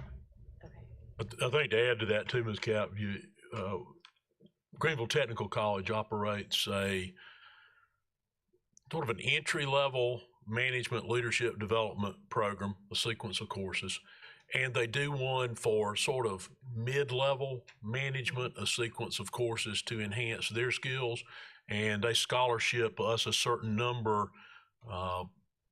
every one of their course offerings. So we have employees that have attended those various trainings through Greenville Technical College to enhance and build upon the skills they already have, particularly those that are seeking to advance.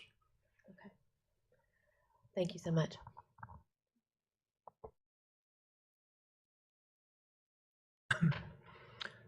In looking at the performance standards for the non-exempt employees, I was looking at number 8, ethical behavior. So what's involved in that? What are the component parts? Are there a listing of things? And what are you looking for?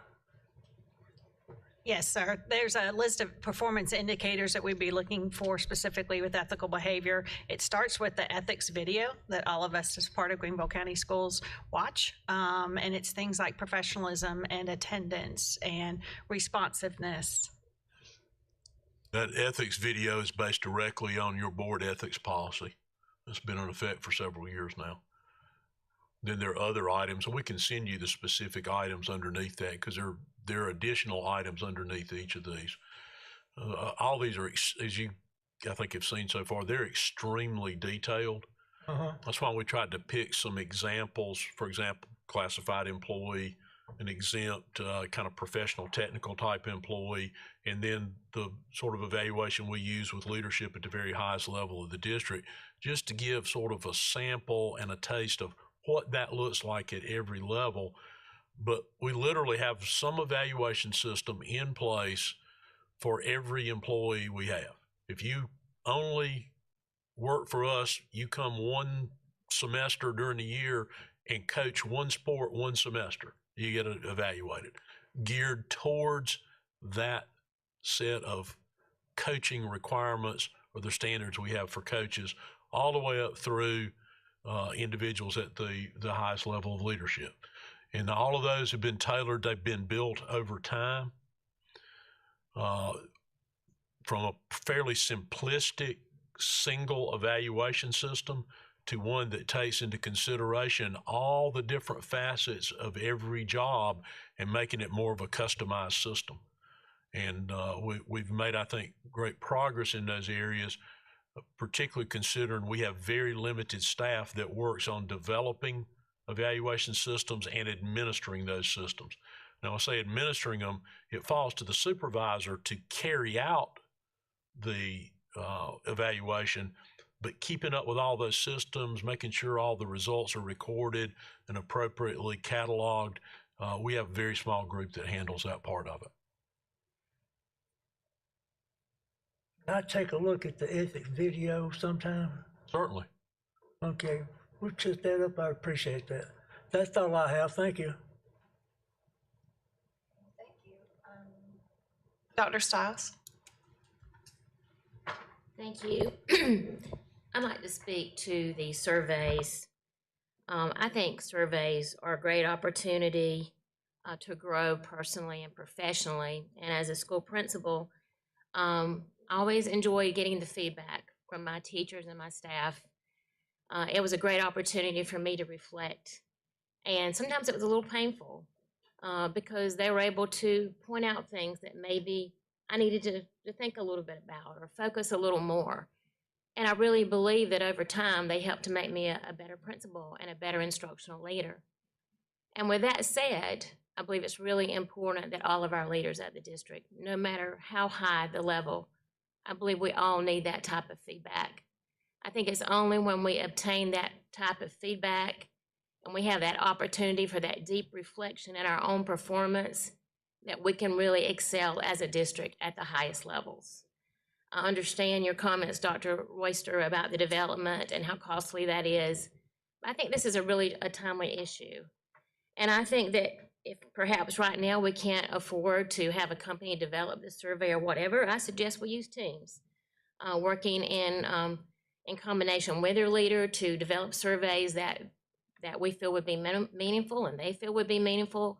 I think time is of the essence here, and I would really encourage that we move forward with that, whether we do that through a contractor or we do that at the ground level.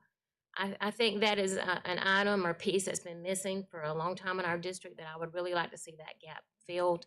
And I would like to see that implemented at all levels.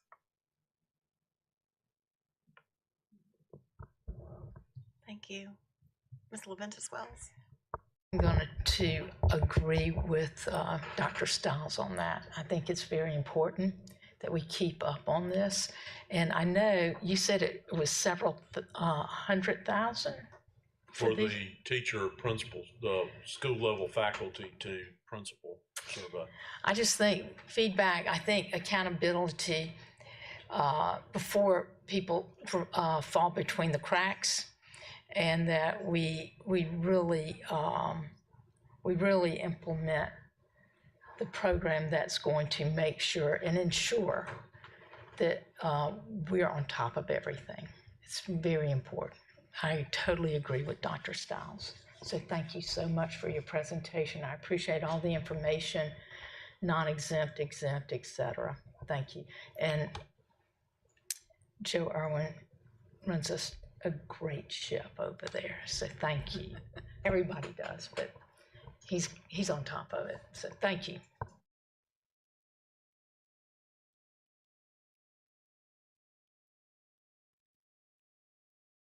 Okay. Well, thank you all. Oh, wait, sorry, Mr. Suddeth. Can I get a look at the forms or the documents that we use in these standards? Do we have those? Yes, sir. I'd like to just see what we have for the exempt and one for the non-exempt. Do we have one for a different one? We do. I'd like to see one of those. Yes, sir. So, thank you. Thank you. Thank you all for this presentation. Very informative. Thank you. We can move on to item number 4.02, which is ESSER funding expenditure plan. Dr. Royster.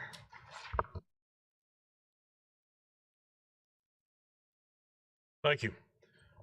You have in front of you and in your board docs what we believe would be the final round of ESSER funding, ESSER 3. As you'll recall, we sent you some information on this earlier. We did this in a little different way to ensure that we were presenting you with a plan that would be acceptable at the state level, which passes judgment on our ESSER funding plans. So we did an outline, we sent it in and got their approval prior to submitting it to you. Now, certainly any change that you make, the way the approval process is set up, we can then submit to the state and amend our plan. But it was, if this makes sense to you, it was easier to get initial approval of the overall framework rather than coming in here, making a plan, taking it to them, getting it rejected, and coming back to them. We sort of used their system to set how we submitted the plan to you, believing it would end up being much easier to amend a plan than to get initial approval. And it took, I think, about 2 months, Ms. Stack, to get initial approval. And when you read through some of the verbiage in here, the verbiage is in here because that verbiage directly aligns with the ESSER funding requirements. I think we tried to present this to you in 2 ways that would make it perhaps a little more clear. The first, we presented it by basically academics and operations. So if you look on the very first page, it talks about academics and operations. If you look past it, for example, the screen in front of you there, it breaks it down by budget year. If you look at the introduction, it talks about all the input we got. There's $162,924,396 in ESSER 3 funding. And you will see the significant input we sought as required by ESSER and as it should be from our community. Individuals, entities, partners, interested parties, anyone and everyone basically had the opportunity to provide input. We listened to that input. We also looked at things that you all had previously approved as initiatives funded under other parts of CARES Act funding. So when you look further in this, you'll see a whole lot of things that look very familiar because they're exactly what you've already approved, and this is ongoing. What you will also see is, if you look at the next to the last paragraph before you get to the bottom of page 1, it starts previously approved items include. All right, there's $57,128,698 of this $162 million that you all have already approved. You approved that in past presentations. And we can delineate that for you if you need a reminder as to what those things are. There is a written summary in that paragraph. So if you look beyond it, then we're talking about the difference.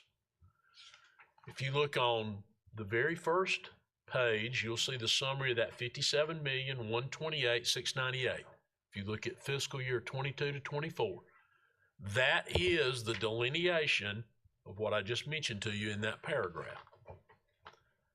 If you go beyond that, then you'll see an FY22, an FY23, and an FY24 individual budget. So FY22,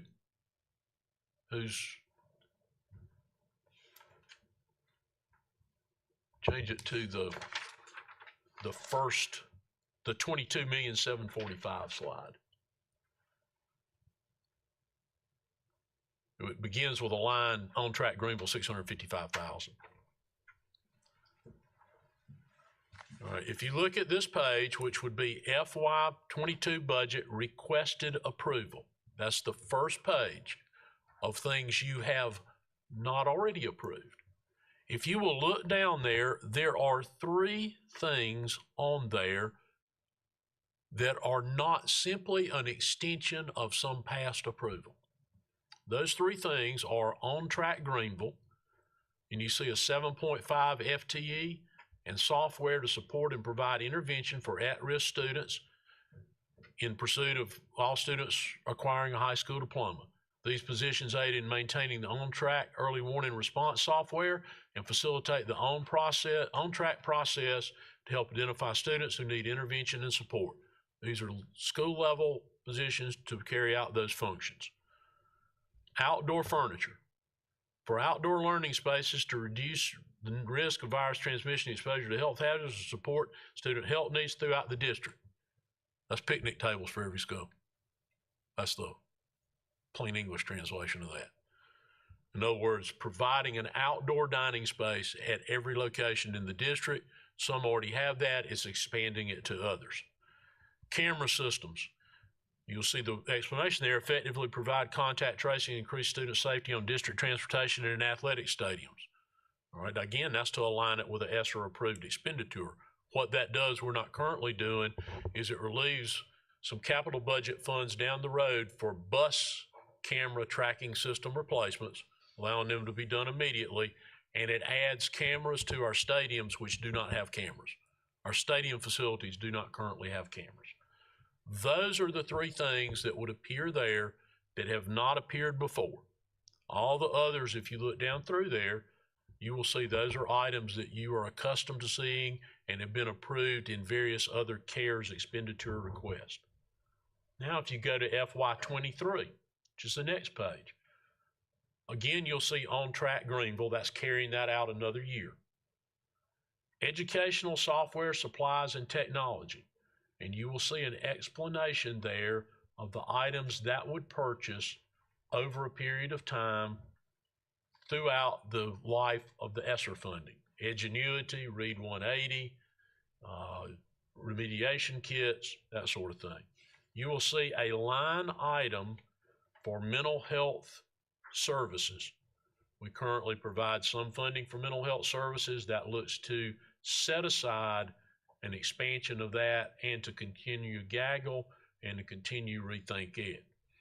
STEM and STEAM materials, that is a new line related to elementary, middle, and high STEAM labs.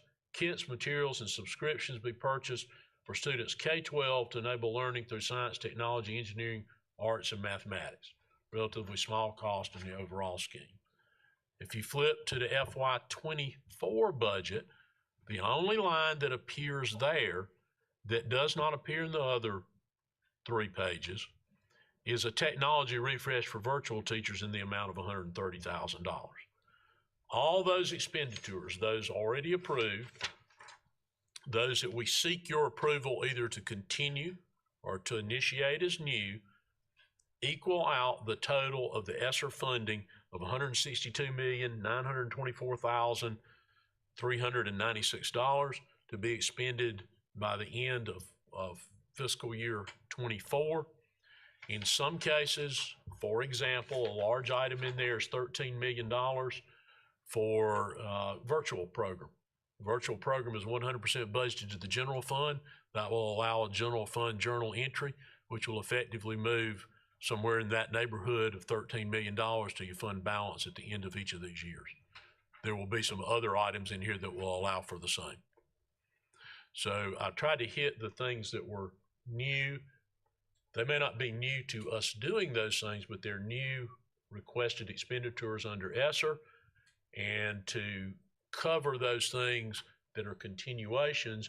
And now we'll certainly answer any specific question you have about any single item in there, whether I went over it individually or not.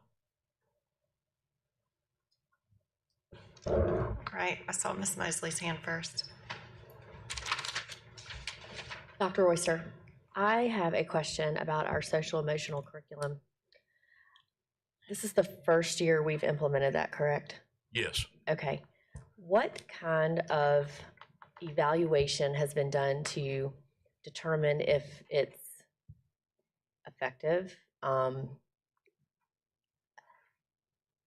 don't even know what other word to use at this point. I'm just trying to, before, I'm all about the mental health supports in our system, but I want to make sure what we're doing, particularly something we've rolled out new, that we have taken the time to evaluate it appropriately to decide if this is something because you've got it on here as we're going to continue. It's not an overwhelming amount of money, but it's expensive. So, and to your point, we're looking now at, is the program we have being effectively used? Is it effectively used elementary, middle, and high? All this does is set aside the funding should we decide to continue to do that. We've asked Dr. McCrary to survey, because right now there's not a good way to directly correlate some measure of mental health with implementation of SEL, or better decision making would be another way to look at SEL, and coping with difficult issues or difficult situations. So he's working on a survey for our participants, whether those be people that are delivering it or people receiving it. We spent most of the last inter-high council meeting getting feedback directly from our student leadership at the various high schools as to their take on it. I think a lot of room for opportunity to improve there, or to look for some other thing. Anecdotally, it works better. It is better received and delivered at elementary, followed by middle, followed by high school. So we're continuing to look at that. If we believe it's something we shouldn't continue, we would not continue it and divert that funding somewhere else. It's awfully hard to do a straight quantitative analysis of it, because there's not a good marker to compare to correlate to. But again, we're slightly over half a year having used it. So we're not locked into doing it if it turns out not to be the thing that's being successful. okay, so as a parent of high school students, I am glad to hear that anecdotally what I'm hearing and what you're hearing are essentially the same at that level. So where we have this here, I guess earmarked for Rethink Ed, is that more of a placeholder for something, not necessarily Yes, that if we were to particular decide curriculum. to find something else, Okay. we could shift that. What I think the approving entity is going to look for is it something that does what you were seeking to do. Right. And in fact, I don't know that we even specified to them the name brand, so to speak. It may have been a more generic explanation in the approval document. Is that right, Robert? Some cases we've spec'd it to you, but to the ESSER plan approval, it was a more generic. Just like we'd spec a certain camera system here, but what we'd say in that ESSER plan is a camera system to do this. Okay. Thank you. You've answered my question. Yes, ma'am. Thank you. Thank you, Mr. Mr. Lewis? Thank you, Ms. Dillon. Just a couple of questions just to make sure I understand. So when we look at like mental health services, for example, there's a line in FY '22 for 300,000, and FY '23 for 600,000, and FY '24 for 900,000. So I read that correctly. We're allocating 1.8 million to mental health services over the next 3 years. Is that how that? Yes, sir. You should read that. And so, what are those services? Like, are those directly covering the cost of mental health counseling services, or are they covering the non-billable hours? Like, what would that cover? We're looking for that to provide for those services not currently covered, which primarily and in overwhelming number are Medicaid reimbursable services. Okay. So it would be those outside of that. There is some private insurance provider, but it is very minimal. There's also, and I think you've been a part of some of these discussions at the state level, I had the opportunity to talk with the director of DHHS last Thursday for about probably 10, 15 minutes at the monthly superintendent's meeting, and talk with him about what he's undertaking to review the provision of mental health services for school districts throughout the state, and looking at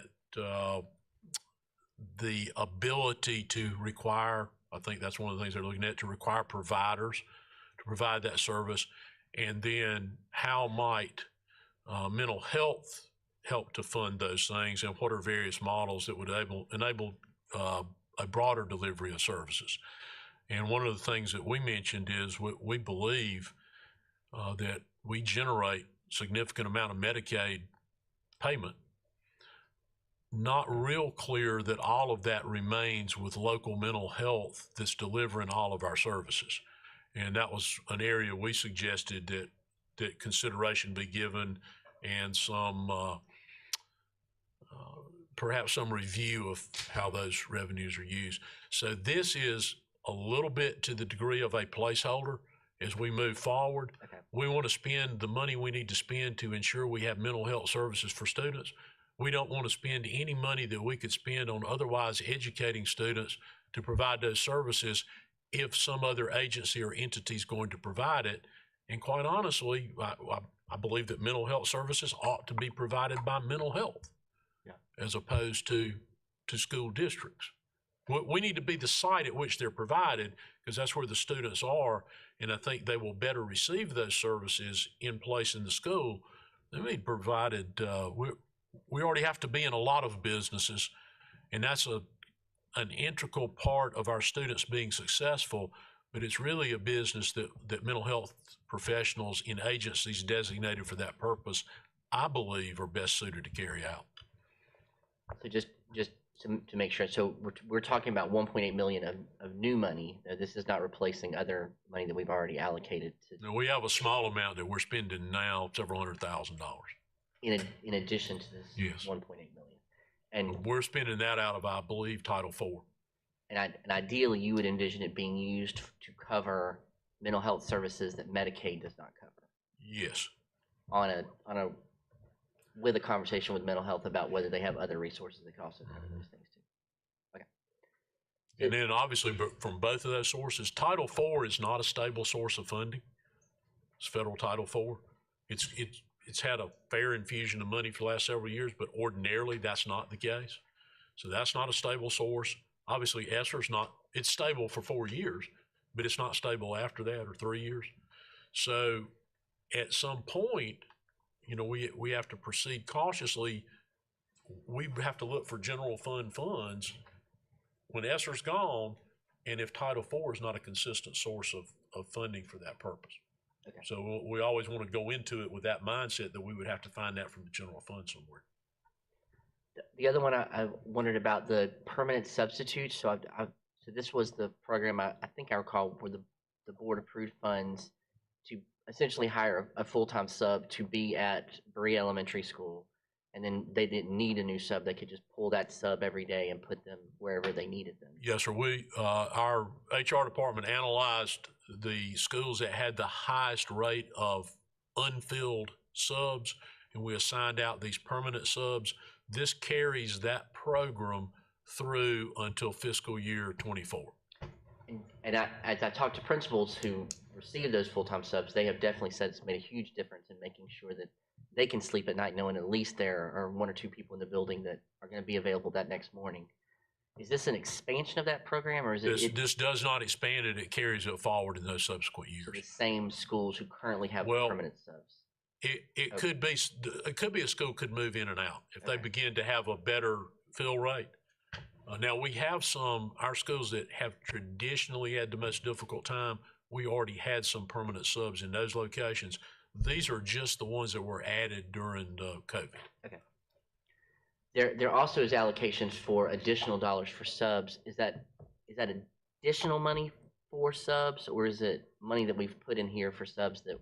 Which one are you referencing now, Mr. Lewis? I thought I saw in one of the other lines there was one for nursing subs. Might that be the one you're referring to? In FY22 it says substitutes for COVID leave, and there's $800,000. That's simply a lump sum for by the day subs, not for permanent subs. Yes, That's not additional money for subs. That's additional money to our substitute budget, but solely for the purpose of COVID absences. We're not increasing substitute pay rates. It does not do that. That's what this just covers, the cost of those subs on those. Yes, the additional cost by increased absences. And then on track, is that new money that's being allocated to on track, or is that money that already has been? Those positions are new. Yes, sir. The 7.5 FTEs. Yes, sir. Which is the bulk, I believe, of the 655. And are those positions that are in a school, or are those positions that are? I believe all are in a school. There may be one that's not. Mr. McCoy, do you have the breakout of what the positions are? It's a data quality specialist. Yeah. Which would serve all the on-track schools, but not at the school level. The others are school level. And then the last question I just have is there's a line in several of them for sanitation PPE. I think I recalled in an email earlier this week that the district has received testing kits. Yes, sir. 2 per student for the entire district. That the plan is that you could receive. We got 66,000, Mr. Davey, and they don't have to be limited to students, correct? Okay. We got clarification on that, and there are 2 tests in each kit. Okay, so there's not a need for us to purchase additional testing kits. Not at this point. Now, when we broke the whole shipment open for, among other things, to distribute it, but also to check expiration dates. Okay. So those kits expire between 6/27 and July, middle of July. Of 2022. So if there were a need to continue this process after that, DHEC's going to need to replenish those kits. Okay, but we have not planned to budget money in the next 2 years. This would likely be for things like if we need masks, that sort of thing. It's not for testing kits. We've spent, I don't think we spent any amount of money on testing kits at all. Our PCR testing site, which can now also count for students, those are operated by an independent contractor, and that contract is picked up and paid for by DHEC. Okay. And the last question I just have is with summer school. It looks like the allocation is $4 million for the next 2 summers, but it was $7 million for this coming summer. That's because we anticipate there being lower utilization, or?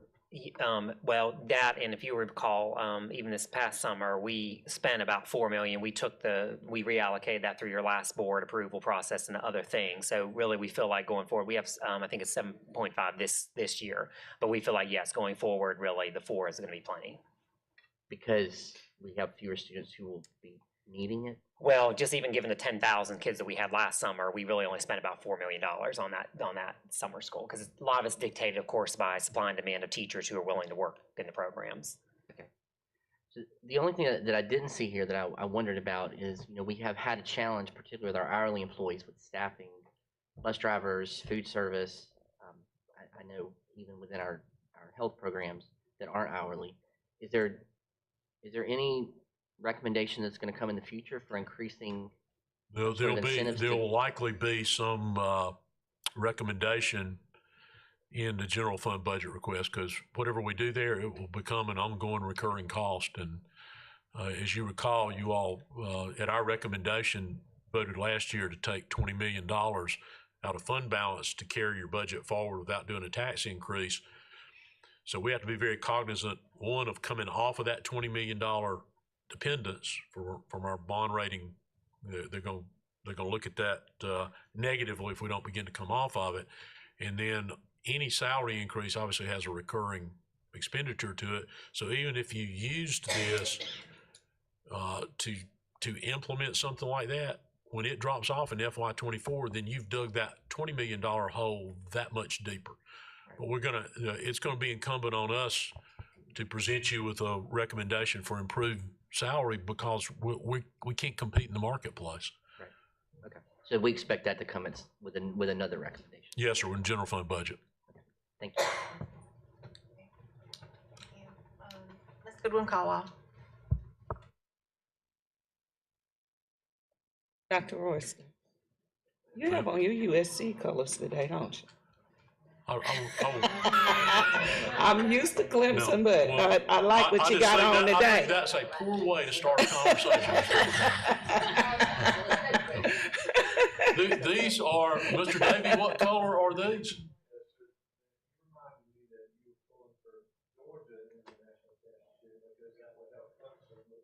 That's right. So these are my Georgia colors. That's all been done, but anyway.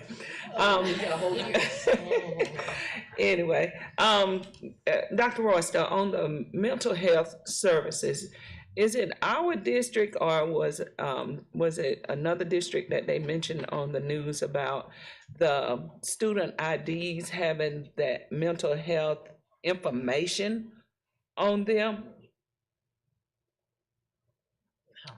Yeah, it's not us. I didn't see that. It's not us, though. Because I was wondering if... I'm sorry, Dr. Turner, you had a... Yes, now that is on there. The suicide hotline phone number is on there. That's on their as required IDs? by state law, yes. For all children. Okay. Now, the gaggle, the software, tell me again what that is. It's software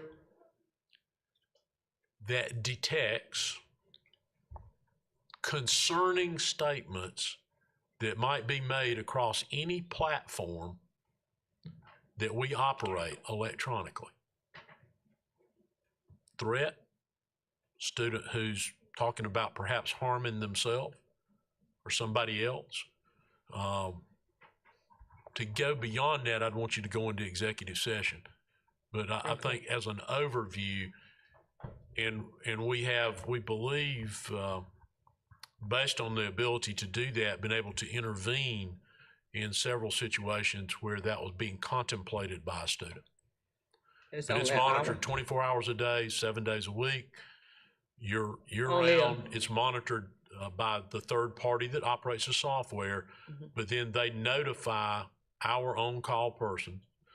Travis Forrester sitting back there in the back, he takes a lot of those after hours calls, and then make sure they go to the correct, if it's an agency that needs to intervene immediately, that it goes directly there, or if it's something for a principal or counselor to follow up with the school later on, that they do that as well. Okay, you said across our platform, so it's not across social media platforms, or it's across all?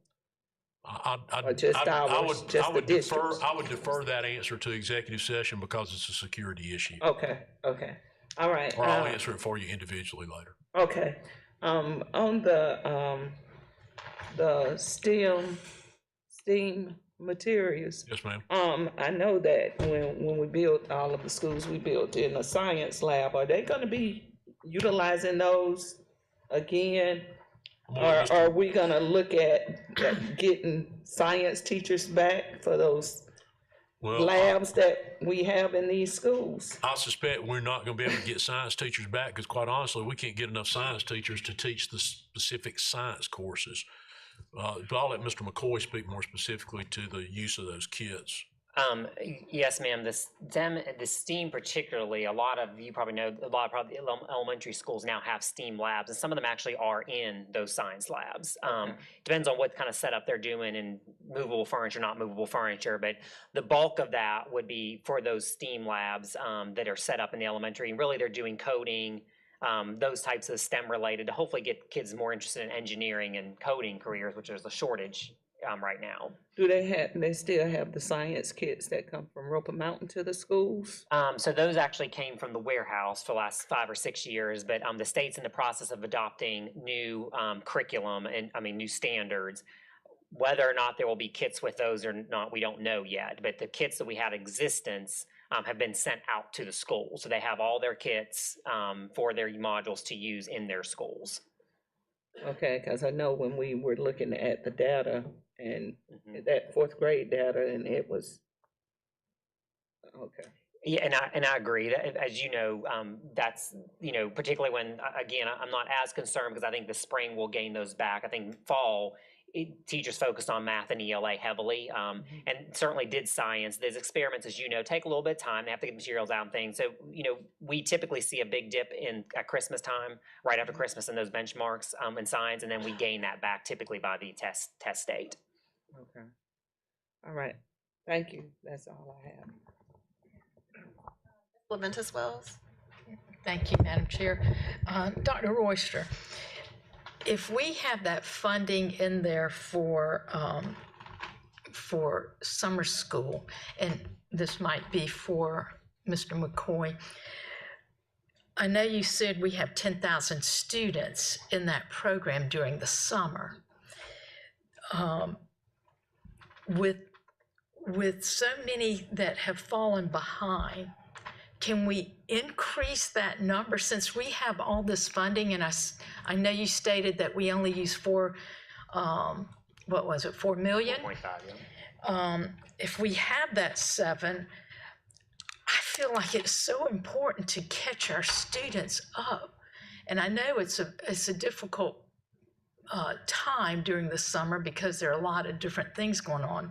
But if we have that funding to help another 10,000 students catch up on time missed, especially in math and what we saw, what was happening.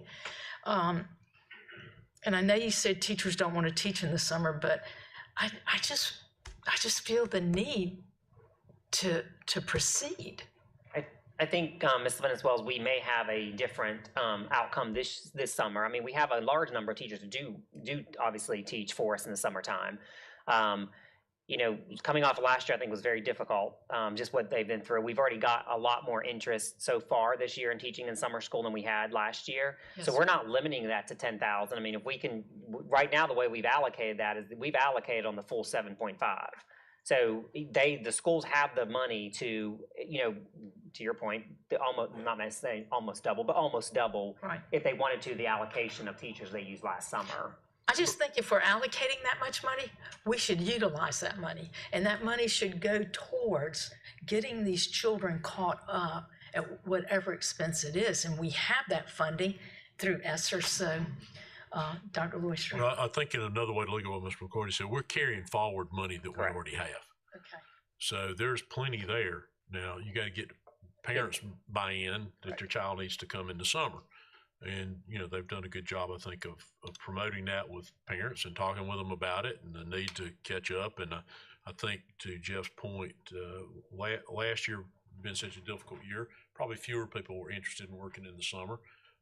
Maybe more will be interested this summer. We're not turning anybody away though, and it doesn't, we're not limited to that 4 million if that's not enough. Again, we've got carry forward from last year that was not expended for that purpose. And if also we had to go back, we could go back and tap into that 13 million from the virtual school program, because that's simply replacing already budgeted general fund funds. And we do have two, I think I mentioned this before, we also have other funding sources, for example, Read to Succeed money that has to be spent each year, so we have that It can only money. be spent on that purpose. Correct. So that's two. It's about 350. I think it's important, get our children caught up in reading, get them caught up in math and all the other deficiencies that they may be experiencing. So we need to do a push and maybe offer it at all of the schools. We are. Since there are so many. The only place we didn't offer it is we had a couple of schools that were undergoing like roof replacement or HVAC system replacement. So condition-wise, they couldn't be there. It was offered in all the other locations. I think it's just 6 this year. We won't be able to offer it just because of construction issues. Well, good. I really would push. I am so in favor of moving forward and helping these children because, you know, they've missed too much. And are you coming after me? Oh, after you. One other thing, when we talk about this mental health services, I do have concerns about the Rethink Ed. Are our mental health personnel teaching these classes? The lessons are presented by classroom teachers. At the elementary level, it's that student's day-long classroom teacher. I would think would vary at the middle and the high school level as to what teacher is presenting. It's designed simply to be presented by a teacher. We don't have the number of either mental health counselors, and I don't know that we have even the number of counselors that could deliver it. They certainly couldn't deliver it in a small group like the teacher can, because they would never have time to do anything else.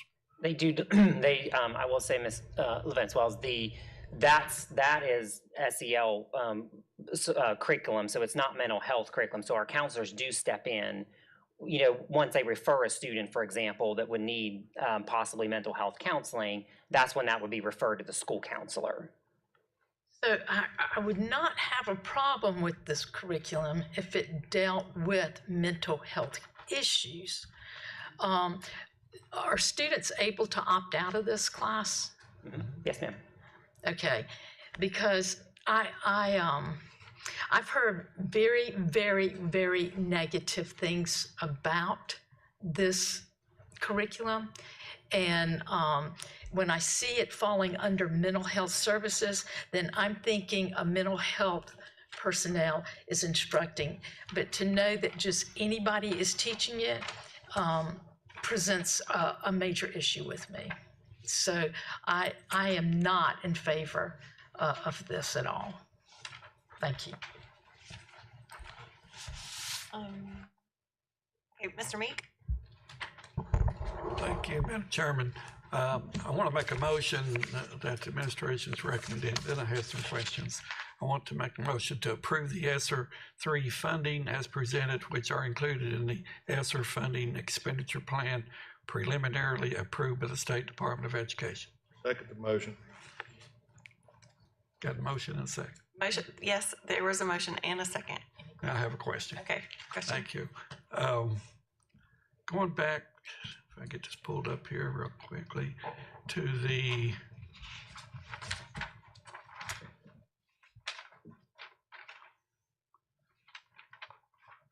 fiscal year 22 budget, the first one, On Track Greenville. The money that you are proposing there, do we already have personnel in place and we're just transferring some funds? These are new positions except one, Mr. McCoy?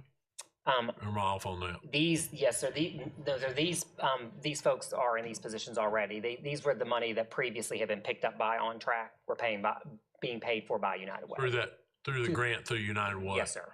One of them was paid out of a federal fund. One of the data analysts. I think you might be right about that. The data and quality specialist. The United Way is funding the On Track mostly? I'm sorry, say that one more time. United Way is funding On Track mostly, most of the money's coming from that? Yes, sir. How long is that guaranteed for? I think it's year to year. I mean, from the. They're committed to it long-term, Mr. Meek, but it's only guaranteed for the year in which they award it. Okay, so, okay, I won't even ask that question then. At the end, on the fiscal year 24 budget, at the end, you got for 22 to fiscal year 24, 142 million, indirect cost 20 million. What are you talking about on indirect costs? Indirect cost, like any other federal program, we can take a percentage. This one has a very high percentage, it's 11, 12%. That indirect cost covers anything it costs us to carry it out. You'll recall that we hired like a budget analyst to monitor this. We've hired a few people, very few, to administer the finance, administer the grant, make sure we're spending the money, we're keeping the records we need to keep. The rest of that will go directly to your fund balance. Okay, so that's I'm assuming since we're doing it, it's okay with the federal government for us to put that remaining fund into our budget, their general fund. Yes, sir, because we are absorbing either through those very few positions that we did add that will run out when the ESSER money runs out. All the rest of the oversight, what they set this aside for, the indirect cost, we're covering in our existing budget. Therefore, it can be used to reimburse the district for the cost of managing these extra dollars. And we've tried to minimize the management of the extra dollars by putting them in pretty big chunks of money, which again makes it a little bit easier to manage. So it will have a significant impact to your fund balance at the end of FY24. Okay. Thank you. Actually, it'll probably be an immediate significant impact because we'll get the funds. I think it's an immediate drawdown on the approval of the budget, isn't it, Robin?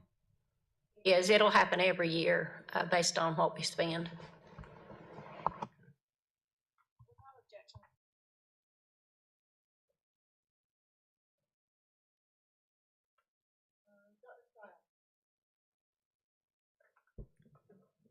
Yes, I'm looking at 2022, Dr. Royster, at attendance interventionists, and you have 2 interventionists to assist schools.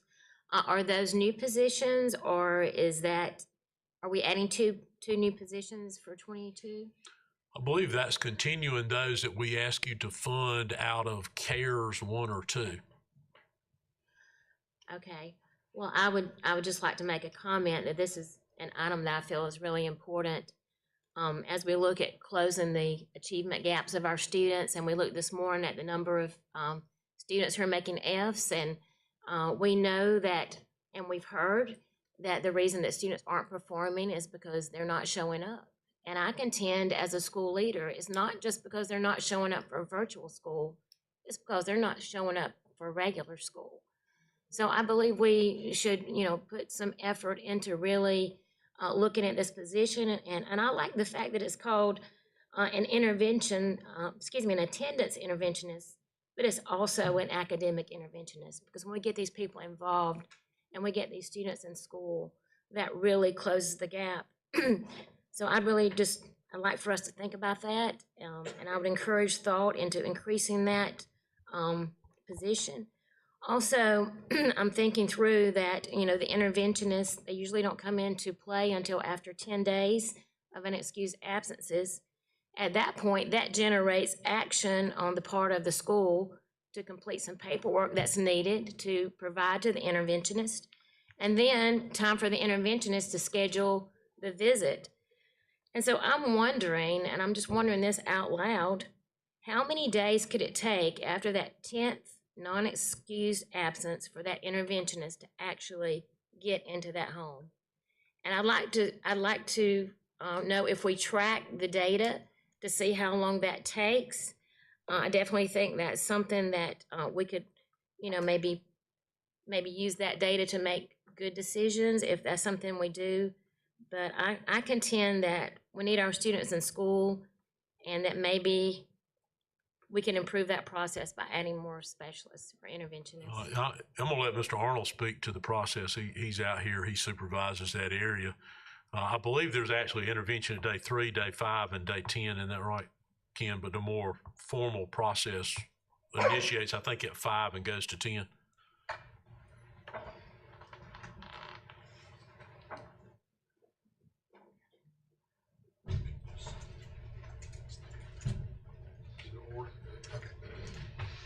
Hello. Not to get too much in the weeds, Dr. Russell's right. We have a process to where there's an electronic process that happens in the background, and that those communications are going out to parents. Excuse me, I'm sorry, my voice does not project very well. There's an electronic process that happens in the background. The human element of it is kind of where things slow down a little bit. At 3 consecutive unexcused absences, and at 5, a child's truant, and that information is sent to the parents. Once a child is marked as truant, they will log in our system, the backpack system. Once they continue to get unexcused absences, it will flag for an attendance clerk or an admin, whoever is responsible at that school for doing interventions. The school level interventions will take place first, and then they'll notify one of the 6 attendance supervisors. The 2 that you're talking about are 2 additional. One, it works strictly with virtual students. The other one works with Hispanic students. But they will notify them as far as how much time it takes for them to get into the home. That's pretty much dependent upon when they get the referral from the school. Now, in some cases, that may be soon. In some cases, that may be later. I hope that answers your question. Yes, I was just wondering if there was a way that we could log that when the attendance interventionist actually gets to the home to do the visit, so that we could really get our arms around how long that's taking for our students. There's 2 ways we track that. One is through the backpack system. There's a function that allows them to refer it to the attendance supervisor, so that's tracked as to when the referral is actually made to the attendance supervisor. The other way is a manual form that they will send to the attendance supervisor if they're not doing it through backpack, to let them know that they need them to get involved. So we can track how long it takes them to get involved, but again, it's going to be different from school to school and from kid to kid. Thank you. Okay, Mr. Sutta?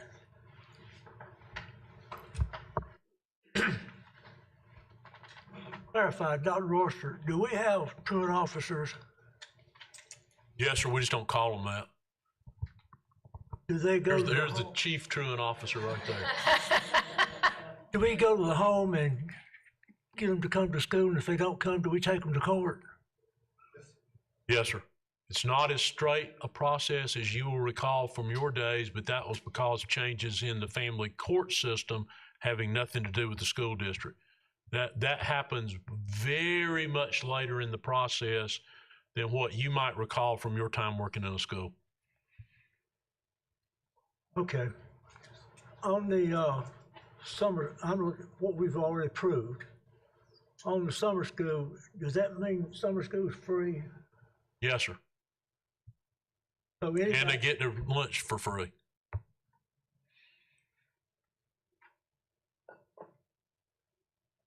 on the FY22 budget, we have these benchmark assessments. Exactly how does that work? That's actually the data you saw earlier this morning I don't think I can easily go back to it, but you remember Mr. McCoy shared with you benchmark data, Yes, sir. which shows where our students stand in comparison to the standards for that grade level. That pays for that testing. The chart right there. And there are 3 benchmarks, Mr. McCoy? Yes, sir. Per year. Are these benchmarks low from normal, from what we normally have? Yes, sir. If you go back to previous years prior to the pandemic, these would be within the range of normal results. And how much greater would that be, Mr. McCoy? How much? I'm sorry. Greater, I'm talking about, you got right there, it's 49.4. Yes, sir. And then what would be a normal year? Would that be in the 50s or 60s? Usually the first benchmark, first benchmark's usually a little bit higher. So yeah, it depends on the grade level and the subject. But yes, I mean, usually years, if you go back pre-pandemic, depending on what year you're looking at, they could be a little higher. Some years, the first 2 years we implemented, though, they were lower than those first benchmark scores. Okay.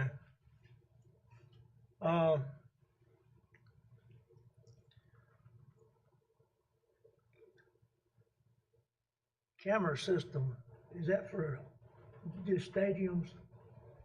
That's to replace the systems on the buses and to add our stadiums, which do not currently have camera systems. What about the gyms? Jim's covered already anything inside the four walls of the building, the commons areas and all those in every school are covered by cameras. What will the cameras serve on the football field? What will be their role? Well, for example, if you were to have some incident occur during a ball game, it would give you coverage of that. If you were to have, we have on occasion, it doesn't happen very often, fortunately. If you were to have vandalism to that field, it would give you coverage of the act that was committed at night or on the weekend. It also gives you the ability to monitor real time. If we had some reason to believe we might have an issue at an athletic event, at a football game, for example, and you wanted a person to be able to look at multiple locations within that stadium, one person in one place, you'd be able to do that. Now, if an official makes a bad call. I don't think there's any, in my 42 years experience, I'm not sure there's anything you can do about that. If you got it on film, you got it. But I don't think you ever get any satisfaction, even if you were to catch that on film. Better than nothing.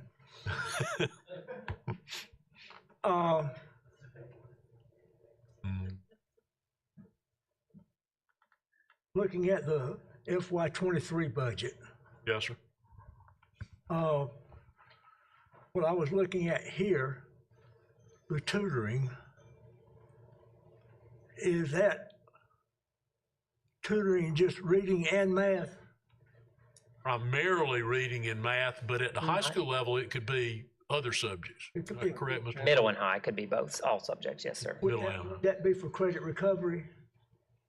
It could be. Yes, sir. Yes, Content and credit. Content and credit recovery. And I was looking at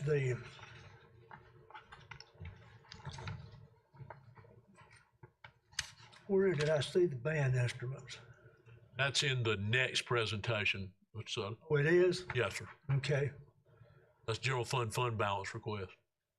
If we're talking about $162,924, so forth, can this be switched or changed? Yes, sir. Okay, that's all. One more. It's got here, we talk about allowable activities. It says here, activities to address the unique needs of low-income children or students, children with disabilities. Yes, sir. What are they talking about there? But basically, anything that would be helpful to those students, academic improvement or performance. Okay. It's one of a number of things that's allowable.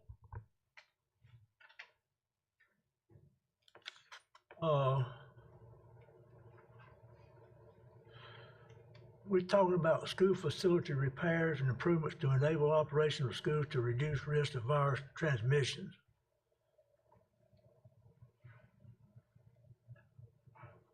What how extensive will that be? The only thing that immediately comes to mind that falls under that category would be the cameras that we were talking about earlier. There's really those outdoor eating areas. There are no significant building improvements. There's no one of the things that there is to a degree a possibility of doing under ESSER. It's very difficult to get it done. Is HVAC replacement.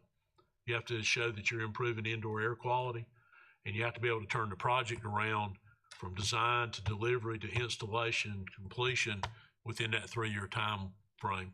So there are some districts, I think, that have tried to do that through HVAC replacement. It's not something we chose to recommend to you. We've got that funded appropriately through the building fund. We do have item 13 here to improve the indoor air quality in school facilities. Yes, sir. We don't necessarily have anything. These are the 15 things you can use it for. Don't we already have that, Dr. Royster? Yes, sir. But we have good indoor air quality already, don't we? Absolutely. And then when you talk about the improvements to enable operation to reduce risk of virus transmission, we're not talking about these petitions, are we? No, sir. What did we do with those petitions that we had? We sold them. Oh, really? Yes, sir. How much sell them for? Just kidding. Uh, No, that's not, I don't read that. Well, we can get that to you. As you will recall, those petitions were purchased by the state, provided to us. They cost the district nothing. When we eliminated the use of those, we asked the state if we could dispose of those and retain whatever amount we received from the disposal, and they approved that in writing. So they've been disposed of. We still have some plexiglass if we were to need it for some purpose that was not assembled into dividers. That was the first. Okay, that's all I have. Thank you. Yes, sir. How are we doing on time? Do you have any down? Ms. Wells? Okay. Ms. Wells, you're up. You know, since you went out to that.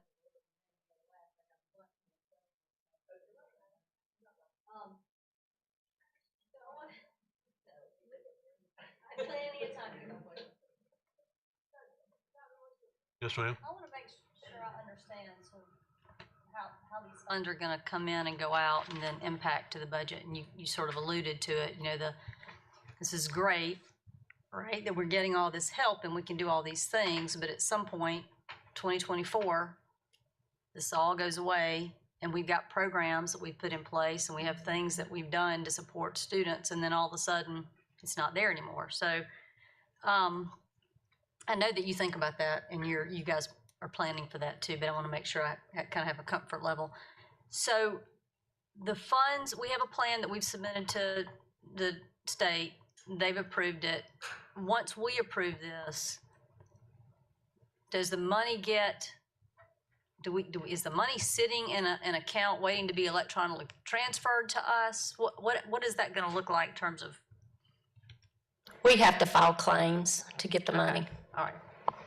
So that gets to my question about the way we're approving these requests, because as a board, we're really approving a significant portion of this year's budget, next year's budget, the following year's budget. And that would mean that once we approve this, that is set aside as you expend the money. That's when you're filing a claim and you're going to get reimbursed for that. Okay. So will the board, as part of our FY23 budget process, will the board revisit this allocation as part of us also approving general fund budget and the rest, and these will be adjusted, or what does that process look like? Because it's kind of unusual for us to just say we're committing these funds for 2 years for the next 2 or 3 years. It's very unusual because there's really not another fund like this. The only thing similar, which really probably doesn't even come to the board other than you may get a report over time to time, would be like a grant, like a multi-year grant where we draw down every year. I would envision what we do with this is put it in the special revenue report in June. So you get a report of where it is, what it might be, what the spend down on it is. Then if we see that we're not going to hit the spend level in that budget, well, then we need to bring it back to you to to move it to something else. Now, we know some of it we're going to fund balance transfer, like virtual program, but we know that's how we'll handle that one. Well, and that was going to be one of my questions too. So for FY22, I mean, that's this year's budget.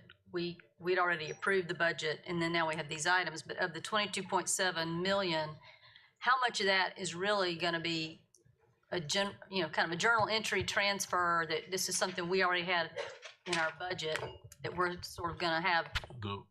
The biggest item on there, which is the 13 million for virtual program, those substitutes for COVID leave will probably allow us to reduce expenditure in the regular sub account by appropriately charging the ones that were out on COVID. So that will go to revenue in excess of expense for the year. Nursing staff might.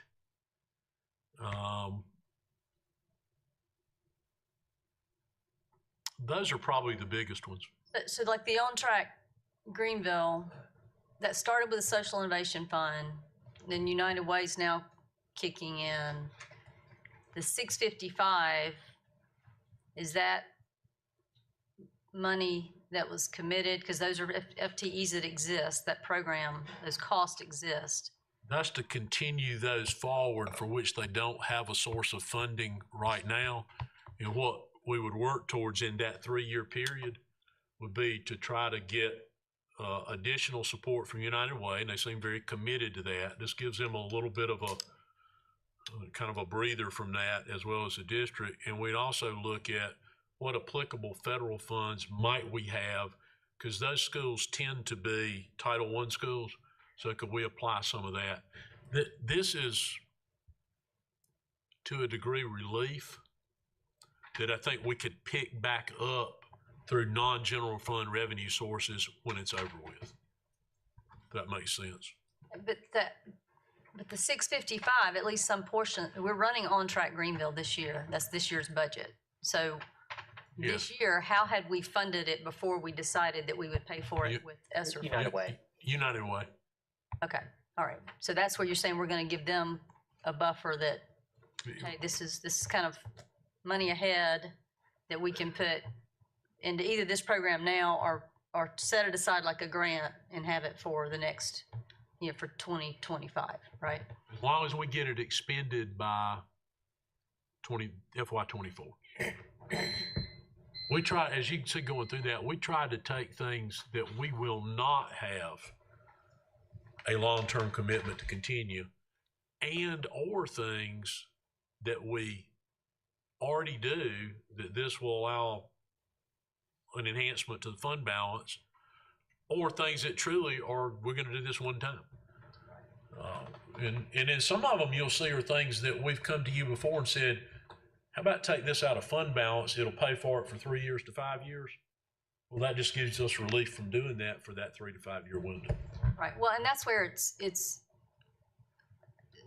trying to understand how much of this is an add to a recurring expense that we're going to need long term versus how much of it is, again, is something we do programmatically, like the benchmark assessments. We're doing that. Well, that's $801K that we were allocating toward that could go into a fund balance for us to spend it on. But knowing that down the road, we'll continue to have those benchmark assessments. Now, we also hope in the intervening time, the state's going to pick up more of the cost, and we have an issue with what they'll pay for for benchmark testing and what they won't pay for. But I think when you look through that, what you'll see is we've tried to very much minimize anything that would create an ongoing expectation of a recurring cost. Like the permanent substitutes, that would be a great thing to do if we had space in the general fund budget in ordinary times to do that.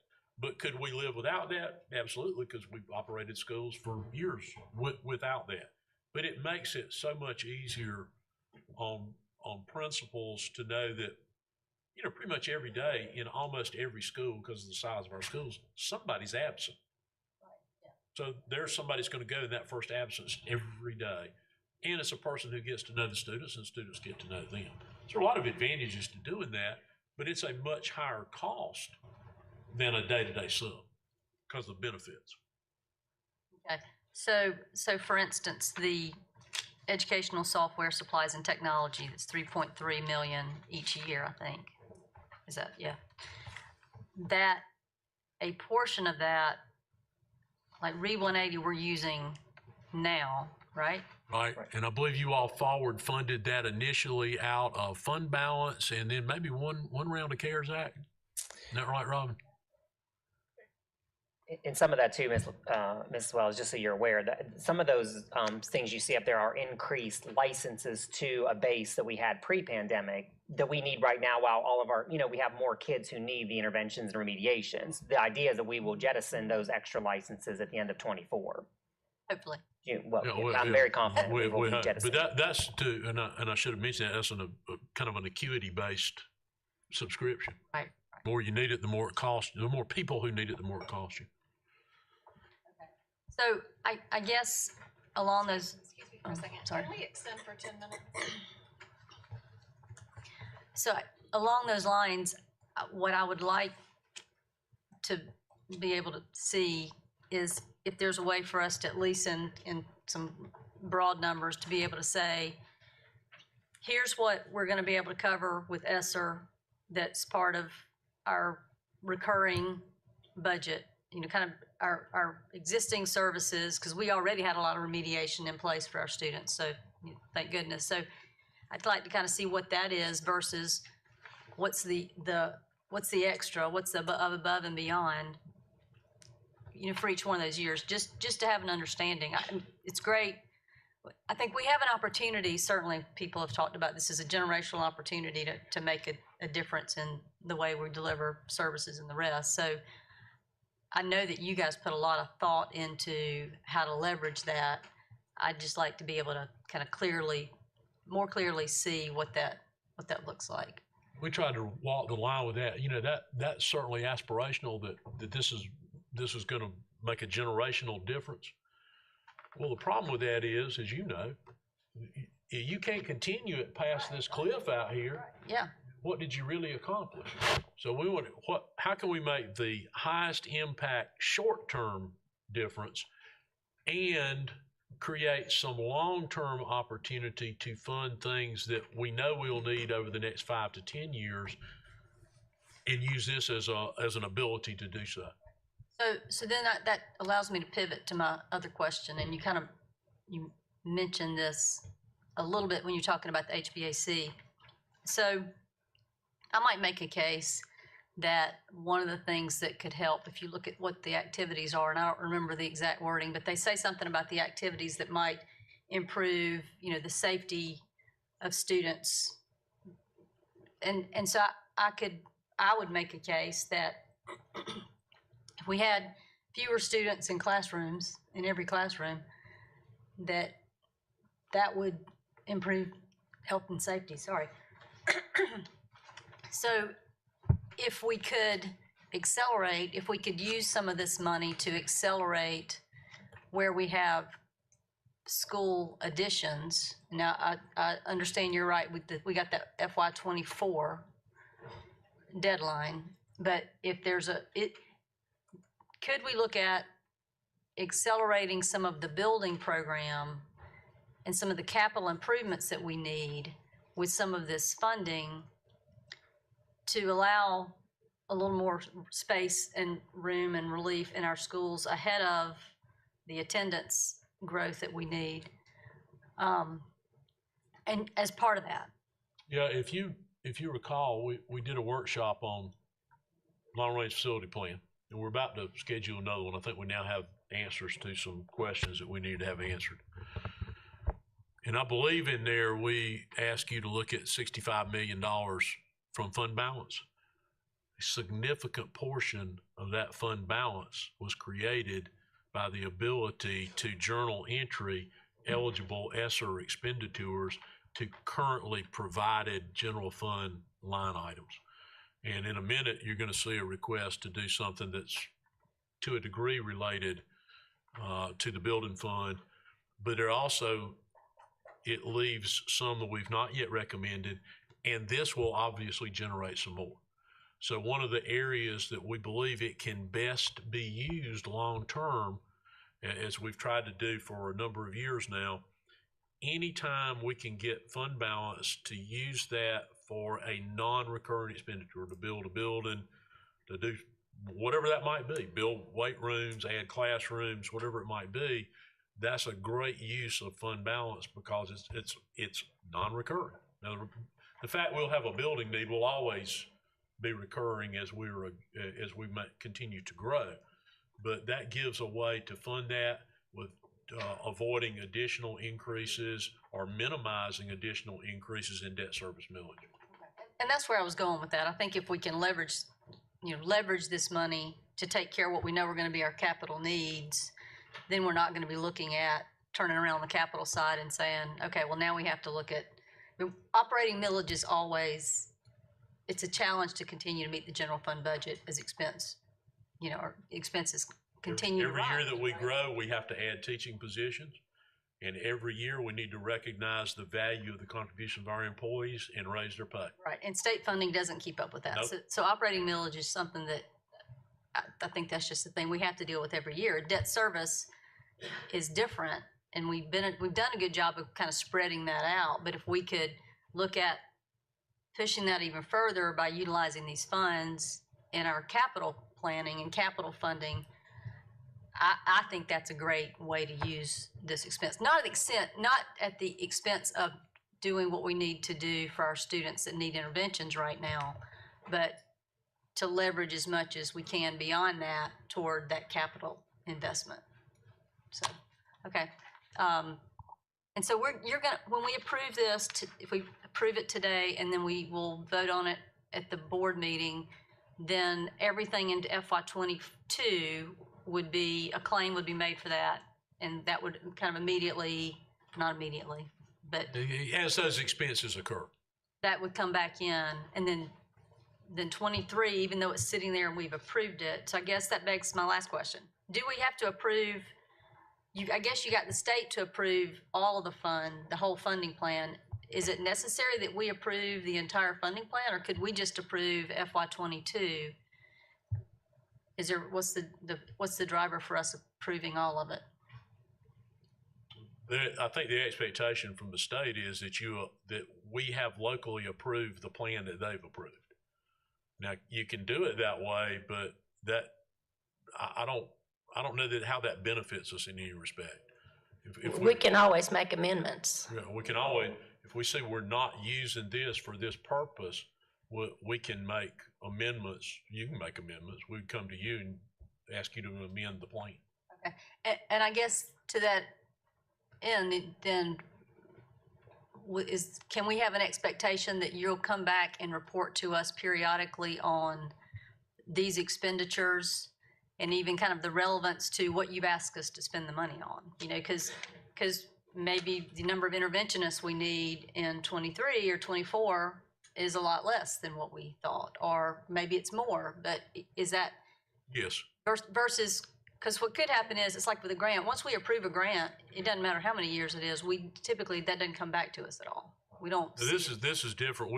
You don't typically have anything of this size. Right, okay.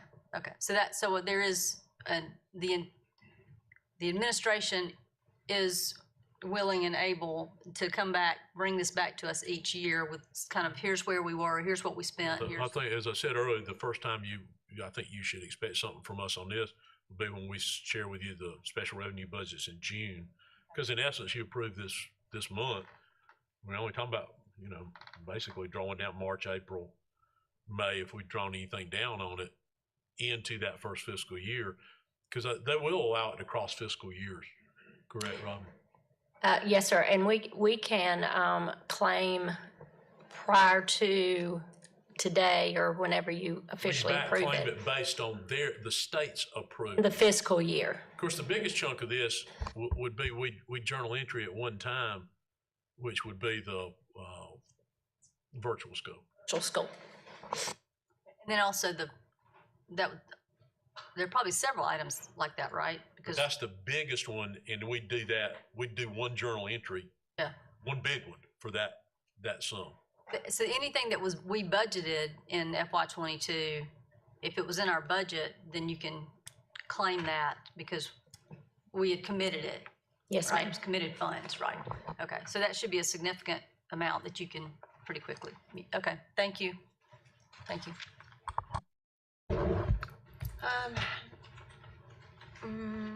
Now we're going back to Ms. Mosley.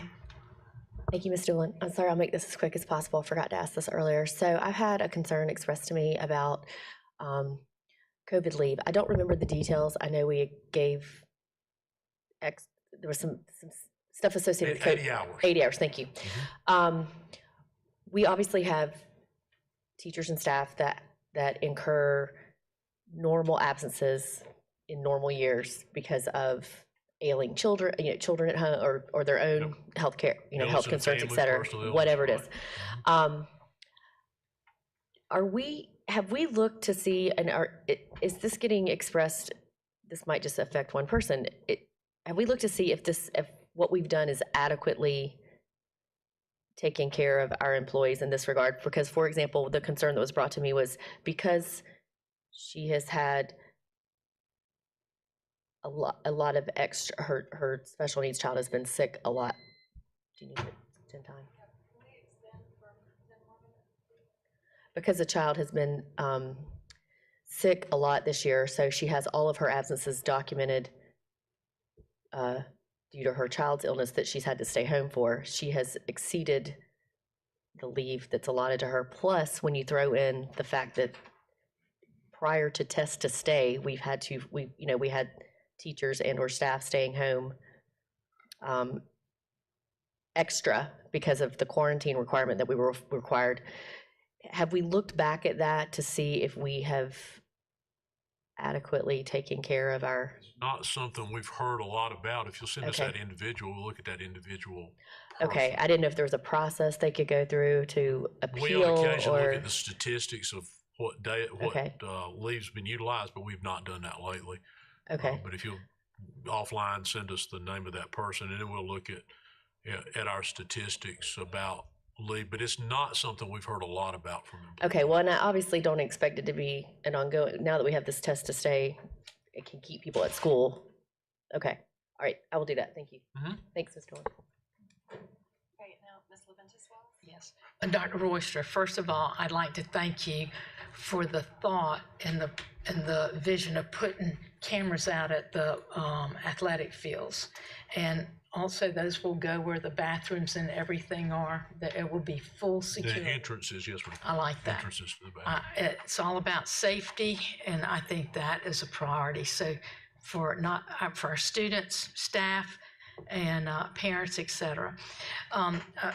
Can you just very quickly, the pilot program for elementary, middle, and high school, no, that's not it.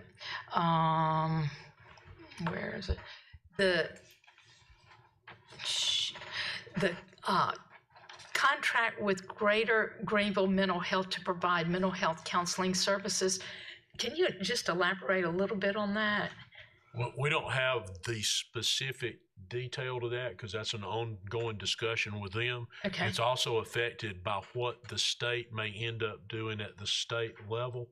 So that's kind of a set aside in there to help us cover the cost for mental health services for students who are not Medicaid eligible, and their private insurance either will not or does not pay for those services. So that their insurance won't pay if the student is on campus? Is that how that works? Or I thought. Yes. Okay. But we hope that the state will address that through their regulatory powers over the insurance agency, over the insurance companies. right, that would be great. The other thing is, and I don't want to elaborate too much on it, but that social emotional curriculum, I would just ask that we evaluate those that are teaching it and make sure that if parents want, I don't know, parents know they have the option that they can opt out. And I think they need to be told that if they are not in favor of it, then they can opt out. I think that's important. And then I feel comfortable knowing because I very strongly am concerned about that.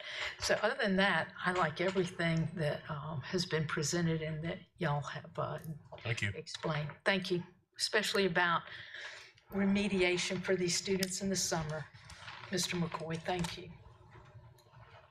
Okay, is there any more discussion? I have a question. Well, two actually.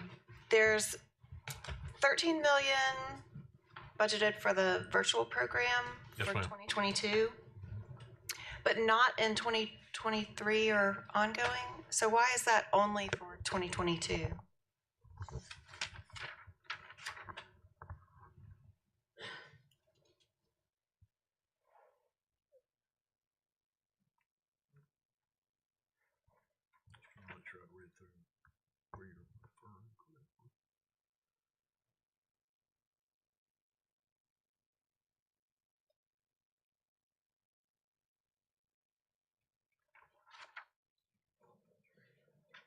Oh, go ahead. I think it may simply be how it's presented. Robin? We budgeted for FY '22 because we knew for sure the program was going to be in place. Again, FY '23 and '24 can be amended as needed if we see that we need to cover those costs going forward. I don't remember what the general fund budget line item is for virtual, but that number's under the general fund line Yes. item for virtual for this year. It'll be probably the easiest place to transfer if there's funding left from remedial, which is probably the next biggest chunk for remedial compensatory, to transfer that to cover virtual, which then frees up general fund budget. Correct. Now, and I guess we didn't explain that well in here. Well, my other question is that, well, all of the ESSER funds expire at the end of 2024, is that right? They have to be expended by September of 2024. which is actually 3 months past the end of fiscal year 24. Okay, so, I mean, I don't want to jinx anything, so kind of knock on wood, but I'm assuming in the next 2 years, we may not be required to contact trace. So that's 1.2 million that would go back into ESSER funds to be allotted for something else, or? We would put it back through that ESSER plan, which you'd need to amend, although you wouldn't be required to amend it if it's a category you already approved. We'd bring it back to you at least for information in that case, that we could then use that to journal entry into a general fund expense and increase the amount you have in fund balance. I got it. Thank you. Which is kind of, and you all probably tired of hearing this because it's a recurring thing. CARES 1, CARES 2, ESSER, whatever we can journal entry from current budgeted expense to CARES, or ESSER, we do so because that then puts it in a category of funds on which you have no restriction in how you approve the expenditure. Is there any more discussion before we move on? All right. Then we can move on to item 4.0. There's a motion. You gotta have it. Oh, I'm sorry. You're right. We do have a motion and a second. So all in favor to approve the ESSER 3 expenditures as presented, which are included in the ESSER funding expenditure plan preliminary approved by the State Department of Education, please say aye. Aye. All opposed? Motion passes. Now we can move on to item 4.03, which is the fund balance expenditure recommendations. So I'll turn it back over to Dr. Royster. Thank you, Ms. Doolin. You have in your packet a recommendation from the administration regarding some further allocation of fund balance dollars. As we mentioned a little bit earlier, you will recall, though you've not approved it, we presented to you as part of the long-range facility plan the likely recommendation coming from the administration at the point we ask you to approve it, to use $65.3 million out of fund balance to fund a long-range building plan, to accelerate some projects, to help offset any potential millage increase or minimize it. So that was $65.3 million. Last month, you all approved, I think, a very well-deserved bonus recognition for our employees in the amount of $11.3 million. That leaves a little over $31 million, about $31.5 million. Now, when I say it leaves that amount, that's an amount sitting in fund balance that doesn't go to the required percentage. It doesn't touch what you've already approved to come from fund balance. It does not reduce the amount that we always tell you, doesn't matter what that percent is in the policy, we need this much more to ensure cash flow. Doesn't touch any of those things. Doesn't touch that $65.3 million. Even though you've not approved it, it doesn't get into that, because we'll come back to you later and say we need that and a little bit more. What we want to present to you today is $13.2 million in non-recurring expenditures that we'll outline in just a minute. That will still leave a little over $18 million, which is basically all the things I said to you that you've already set aside. It maintains your required percentage. It maintains the amount we believe we must have for cash flow. It doesn't touch the 65.2 that we're going to come back and ask about later. And it also doesn't include any revenue in excess of expense that we might project or speculate may occur at the end of fiscal year 22. The short version of all that is there'll still be money there. So what we're asking that you consider today, number one, and not necessarily these are priority order, they're in no priority order, but the first item, band and orchestra instruments. You all approved several years ago, 2015, a $1.9 million infusion in the purchase of new band and orchestra instruments. In 2016, you also approved an addition to the line item budget from Mr. Wingett's office to help with ongoing funding. And as you'll see by our notes, a lot of those larger instruments we bought in 2015 are now in need of replacement. Our current yearly allotment allows for some of the smaller, less expensive instruments to be replaced. Our poverty level's gone up, making it more challenging for families to provide instruments. On a very positive note, our band and orchestra enrollments have increased in that period of time, creating a greater demand. So we bring to you as part of this request $698,000 for high school band instruments, $575,100 for middle school, and $160,400 for orchestra. For total band orchestra instruments, middle and high, $1.433,500. Right at $1.4 million. Security enhancement.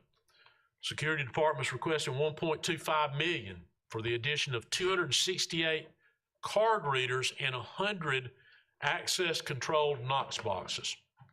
You'll recall we did an initiative in the last several years to create more convenient return to the building from the exterior. Now this is predominantly, not entirely, but predominantly elementary. So when they go out to the playground, they can get in quickly and to a close by door. So it increases those. We've already done a number of these. It increases it to add 268 card readers at various locations throughout the district. That controlled access Knox box, a Knox box is it's really a brand name. It's a security box that is affixed to the building in which there would be a set of master keys. And in this case, card control, so we know who opened it. So if there is a need to enter that building from the outside, and for some reason the card fails to get you in, or you also need access within the building, it would allow on-site access in a controlled method. Only certain people can open that box to a set of master keys. You don't have to wait for somebody to arrive there with a grandmaster or a set of master keys. Weight room equipment. You've probably heard a lot about this from the community. We're building all those nice weight rooms, and it's expensive to equip them. So this is a little bit different. We've not done it exactly this way before. Weight equipment's not something we really have ever bought. That's something schools have always done on their own. And I think there always and still will be a benefit to communities to raising some of the money, not just what they get through gate receipts. It helps to build, it really helps to build interest in their program. It helps to build a sense of community around it. But at the same time, this is a huge amount of money, particularly for some of our communities. So we took as a base what we equipped Fountain Inn High School with, is we equipped that weight room. Because they got no booster club, no support organization. They're generating only the revenue you get from a sub-varsity level program. It would be a long time before they could build out a weight room. We took that as a base amount with the idea of providing on a sliding scale based on poverty an allocation to every high school in the district. So it starts with a base. And the reason we start with a base, that's an arbitrary number, but if you don't do it that way, it doesn't provide much support to any school. So everybody starts with a base. Then there's a difference between the base and what it costs to outfit a weight room. Again, what it costs to outfit based on Fountain Inn. That generates an equipment amount based on the pupils in poverty for that school. So if you approve this, Berea High School would get $71,207. Carolina High would get $73,461. At the other end, Riverside High would get $36,456. If they need to replace their weight equipment, they may replace it. If they have bought equipment within the last, I think, 5 years, Darryl, 5+, around 5 years, they will be reimbursed this amount. Then they can use that money for something else. So, several of the schools have just invested a significant amount of money in their own weight equipment. Now they can take this reimbursement and invest it in some other athletic investment, whatever that might be, that would better their program. So nobody gets penalized from taking the initiative. And the only tempering of the funds has to do with the poverty index of the school. And just not to cite a specific school by name, but there is a school up there that would be on the high receiving end of funding that has not been able to raise more than $5,000, despite significant effort to do so. So this will greatly help all of our schools, and particularly help those schools that have the most difficulty raising money in the community they serve.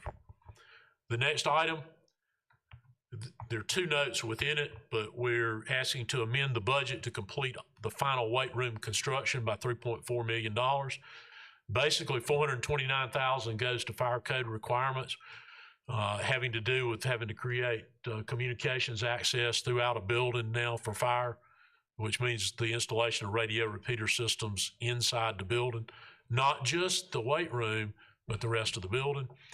And then $2.9 million, which is basically cost increase, supply chain, market supply increases, labor shortages, and all these other issues that have impacted construction costs. That totals $3.4 million. The next one is very similar. The new elementary school construction, that would be the new elementary sited on the old J.L. Mann property. $3.8 million in construction cost increased, and 2.15, this is a thing that generally always happens on a project. Once we start to get DOT involvement and approval for traffic flow patterns, it increases our cost over what we may have budgeted for ingress and egress. The budget for this project, I believe, was last increased, it was either in 15 or 17. So the inflation adjustment for it has not been made as it's been made for some of the others. That's a total of $5.9 million. High school stadium sound system upgrades, we have issues with stadium sound in just about all of our stadiums.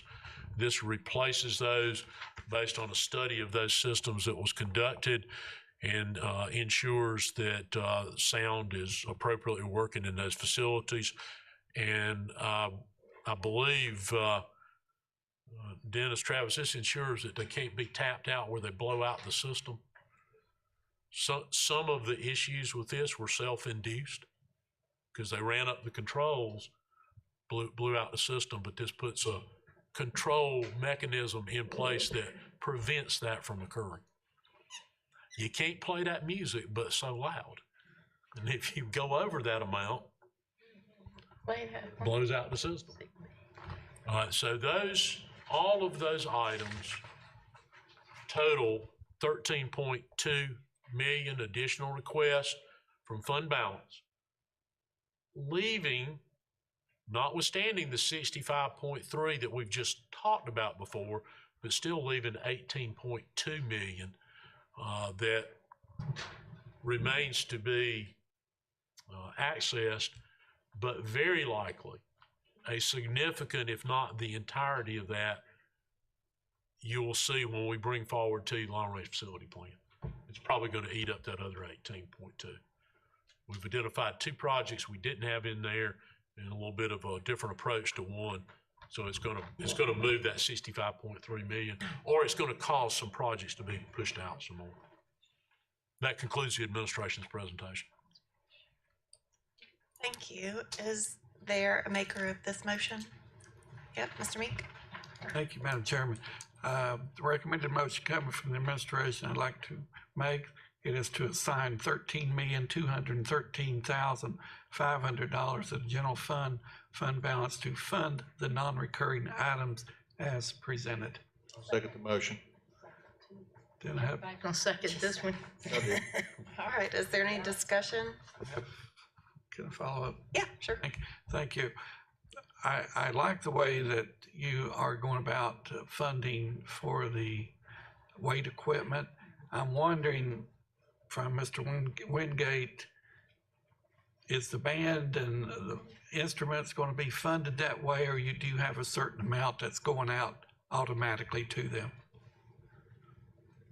So what we've done with band and orchestra, is I've gone program by program, instrument by instrument, to figure out exactly what each school needs. So regardless of whether, it's a base amount, basically what we've done is we've addressed the individual need per program. Okay. So you've looked at that? Yes, sir. The need of? Yes, sir. Okay. The way that I've done that is I've rolled a survey out to the teachers and basically said, how many students do you have assigned to play these instruments versus the inventory that you have in stock that's in good working condition that's going to last another 15 to 20 years. And so based off of that number, that's how we determined exactly what was needed. Okay, thank you. Sir. Mr. Nance, having the funding on the weight rooms that we are proposing to do, how does that affect the schools that are in the most need? How's it going to affect those? Yes, sir. So that's part of the reason why we use this model, that the schools that are in the most need and have the least, capability of traditional fundraising, they get the most money through this project, and that way they will be able to fund the majority of it. Dr. Royster gave an example of one of our schools who's already begun fundraising and has been fundraising for several months, but has really not been able to raise a significant amount of money. That will get them to the 80,000 mark that we feel like will adequately fund that weight room. Thank you. Yes, sir. That was, to add to that, Mr. Meade, that was pretty much the 80,000. That was the turnkey on Fountain Inn, and it's a well-equipped weight room. Yes, sir. And we actually, turnkey replacement. Our 3 most experienced strength coaches, and asked them to to give me a list of what they wanted, what they needed, what they felt was required to keep up. And I told them, don't be cheap, give me the right numbers. And this was about 3 years ago when we started this process of where we were going. And that number was a little less than 80. It was about 70, but we knew with the process of inflation and how long it was going to take, we put 80 as the number. And then when Fountain Inn was built and equipped, 80 is about the number. Yes, sir. Thank you. Ms. Bush? Yes. I had asked about the band instruments last year in the budget, and you said you were going to bring it back to us, and you have. And you know, you can take the band parent out of the band, but you can never take the band out of the parent. So once you're a band parent, you it's kind of like being on the PTA. Those instincts stay with you for life. So I am so appreciative of this. And I know there will be many students and families and band directors out there. And it is so exciting to hear that our band numbers are increasing. That is a tremendous, that's tremendous information to hear. You talked a little bit about the replacement of the instruments. How are we funding? Because, you know, if you play an instrument and you're in marching band, the Super Bowl of marching band is compared to football, that we let use the field during our performances, is that the Super Bowl is band competition, and so you got to have nice uniforms. And having been part of the schools in my communities trying to raise money to replace those band uniforms, and how are we on? Are we still on where we recycle, where we replace those? It's on a rotation. Okay. Mr. Wingate. So, but we still have enough that we're able to fund those band uniforms too. Yeah, so several years ago, there was no direct line item for uniforms, and around the same time that you guys input the line item for instruments, we also added a line item for uniforms. Right now, it sits at $105,000 a year, and I have them set up on a 7-year rotation cycle based off of the size of the programs. So some years there may be 2 groups that get uniforms, some years there may be 3, just depending on the size of the program, but they are on that 7-year rotation cycle. Okay. And so, you know, as the price of uniforms increase, you know, I've come back and asked for additional allocations to be added to that, and we'll do that over a period of time as well. Great. All right. Thank you. I just wanted to say thank you for giving that your attention. Yeah, thank you very much. That's all. Mr. Sailors? Thank you, Madam Chairman. Darryl, while we're talking about the weight rooms and the equipment, I'm assuming all the ADs bought into this mathematical formula? Well, I haven't officially shared it with them yet. So I need not to answer my phone when you do that. There have been a Okay. couple of sidebar conversations where they were extremely excited. No, that's fine. I understand the math. I totally support it. It's a great idea. But I do have a question. Yes, on the spend down. You know, how long is it going to take to buy all this equipment? Because if it's going to take 2 years, your $80,000 is going to go out the window pretty quick on a per school basis. Mm-hmm. So are we just going to take this formula, give them the money, and let them spend it as they see fit?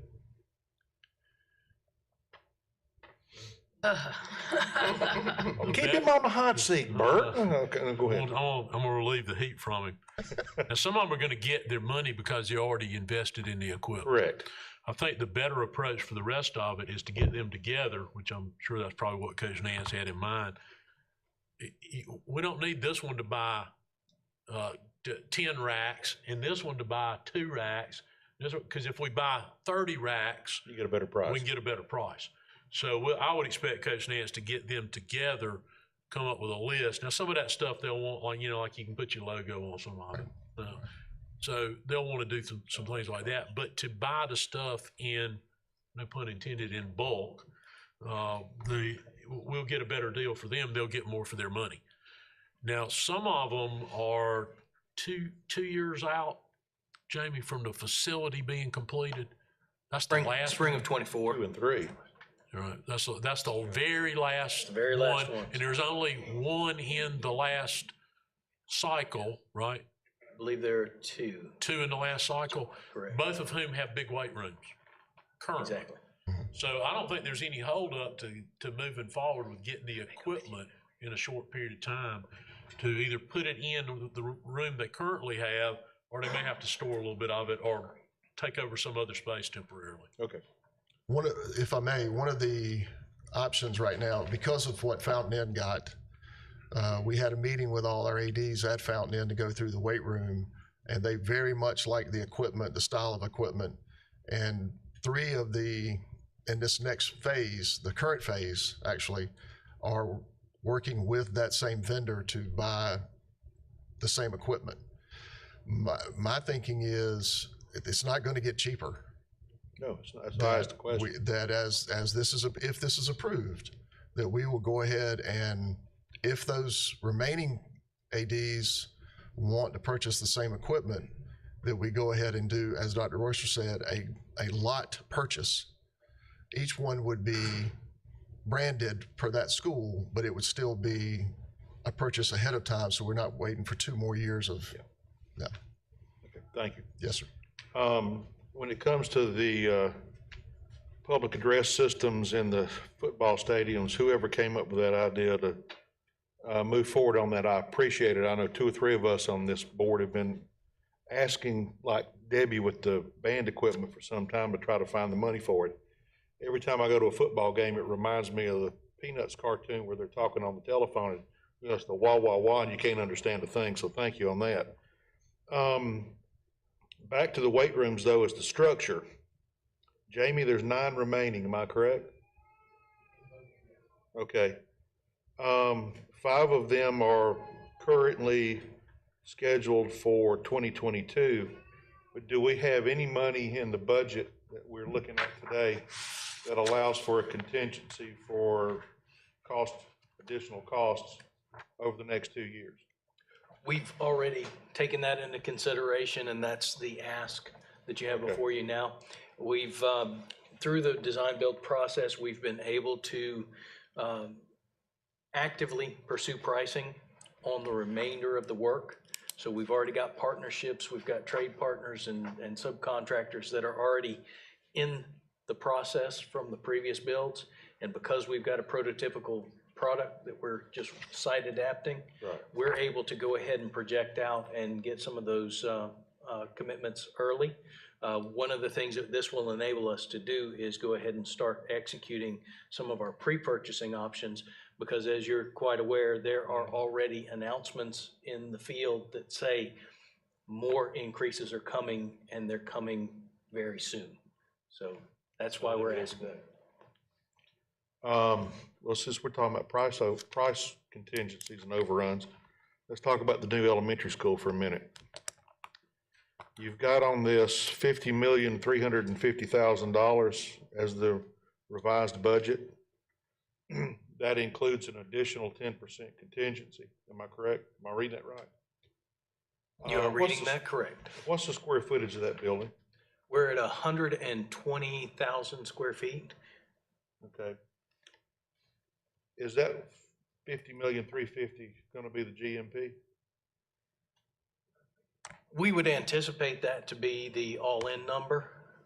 One of the things that we've done just in the last couple of days is we brought in the CM at Risk, and we have had them get some input from the market on where they think that's going to land. So this is their cost information and our cost information for typical soft cost, et cetera, on top of that. Okay. So then we don't expect them to come back and say, oops. Okay. And then the only other question I've got is for Dr. Royster. Are we going to be adding any equipment, capital equipment needs for career centers in your future requests? I think there's 7.5 in the ESSER funding request. There is. It's in there. In addition to what you all have already approved, correct? But in Yes. ESSER, that's still limited, does not cover certain things. I mean, welders, supplies, et cetera. Anything that you can expend Perkins funds on, so pretty much any equipment. Okay. I think that's it, Madam Chairman. Thank you.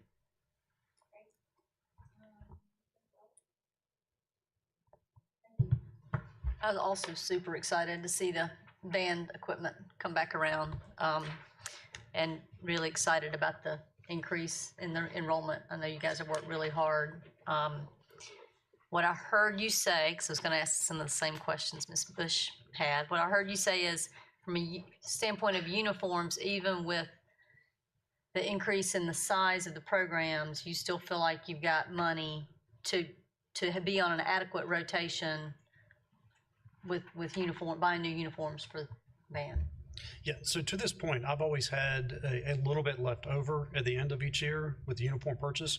When the funding was approved for the uniforms, I worked with procurement and we locked in the price for a set of uniforms for 5 years. We just redid that back in July, so we do have a new price for that. And so I did put forward, as part of the budget process this year, just as a request, a small request. And so even with that in place, it will be more than enough to be able to take care of what we need to do with that. When you said you went to each program and just kind of asked about the state of their equipment, did you guys make sure you had some buffer in terms of, extra clarinets and extra, like those things that if you have the growth that you want, you're going to potentially need more? Well, to the point that Dr. Rusher was talking about with Daryl about buying in bulk, the way that we do that is we place one individual order. And basically we do that by the school, but when I ask for the prices on clarinets, I'm asking for the price of 26 clarinets versus one at the same time. And I think I like that we're going to give consideration to, what a community is able to raise, but I think you have to draw a pretty hard distinction between outfitting a weight room and band instruments, because you're talking about individual students. So any high school you go into, you have the potential that you have a number of students, no matter how affluent their school is, they may not be able to afford those instruments. So I want to be sure that we make sure we use that sort of methodology to determine how we're going to give money to schools in the most appropriate ways. And I just want to note that I don't think the band instruments would be one of them. So, so thank you for that. On the,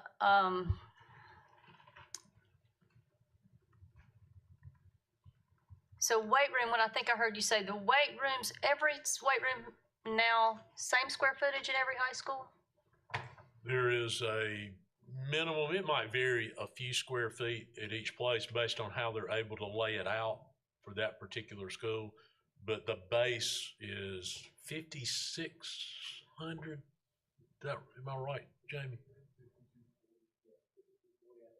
5,240, and there's two singleton restrooms in it, office and a storage room. And the rest is open weight room. And is there, in 2 locations, we are replacing their 3rd gym because they already converted their 3rd gym to a weight room of equivalent size. And it made more sense there to just replace their 3rd gym. It's not really a gym, that kind of 3rd, that multi-purpose room. They have a gym, a mini gym, and a multi-purpose room. so, okay, so that helps, because I was asking, are we thinking that all weight programs is the square footage and thereby the equipment that they need in each one the same for every school? Or I assumed we would have a sliding scale. If you're at Malden and you got 2,400 students, then it's not significantly different, but they're sufficiently sized for a smaller school. They're probably oversized to a degree, but for a larger school, they're big enough for their needs, because you don't know at what point the smaller one may get more students, become bigger. So we're on the upper end for every school. And that equipment will fit in this square footage, right? Because that's the square footage at Fountain Inn. So then, just on the security enhancements, it seems like we have some upgrades that we do every year or so. Does this represent the last of any entry upgrades or access upgrades? Yeah, other than some, if you're talking about like entry points, unless we identify some like individual need, which we'd cover out of our routine budget. There shouldn't be a large number that we have somehow missed. Because these came from analysis from the schools.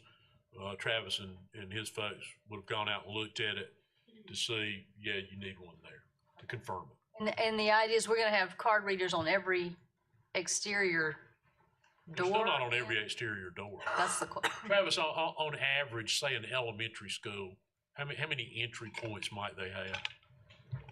It's hard to, good question. What we try to do is address each elementary school based on the kindergarten wings as well, because most of those are encapsulated by a fence. So we didn't give every elementary teacher a card access back into their room. It was pretty much an every other one approach, because also we know that those card reader access points can be a point of weakness too. So we don't want to just hit each building and put a reader on every door. We address major thoroughfares.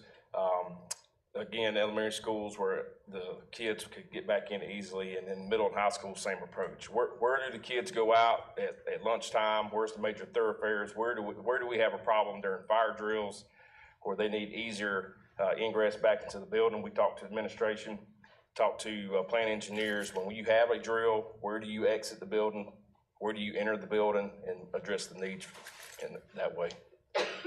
That card reader, it's associated with the teacher's ID. Just like when you come in the back door, we know what time your card came in that door. We'll do the same thing there. We know what time a particular card came through the door. The accountability factor on a card is a lot easier to keep up with, and we can control access based on times, based on doors. So the accountability is much better with a card than a key. On the boxes you're talking about, real quick, I'll finish up. So on those boxes, similarly, you have a master key that you need, and is there a Yes, card ma'am. The swipe thought for that? process behind that was for law enforcement. So our Right. fire officials that we work with throughout the county have a fixed, it's actually inside the wall outside. They have a Knox box key that they enter that in case they need to get into the building. We also put a card in there for them as well. Our law enforcement partners do not have any sort of access to a box of similar nature. So our thought process behind that was most of our law enforcement partners, our school enforcement division, have access cards as well, just as we do. Our thought process behind that was if we could put a box of similar nature inside the double doors at any school front entrance, then they could swipe into the building, swipe the box, access master keys, because in a lockdown, nobody should be moving around. The administrators should be locked down, plant engineers should be locked down. They would be able to access master keys and have access to the entire building for clearing purposes, for special teams. So that's the thought process behind those keys. And having a card reader on it will give us accountability to who accessed it, where are the keys, are the keys still in there, and we'll make sure that we hold those folks accountable that has access to that box. But we can make sure that our law enforcement partners are the only ones with access to that box via the software that we have. Perfect. All right, thank you. You're welcome. Thank you.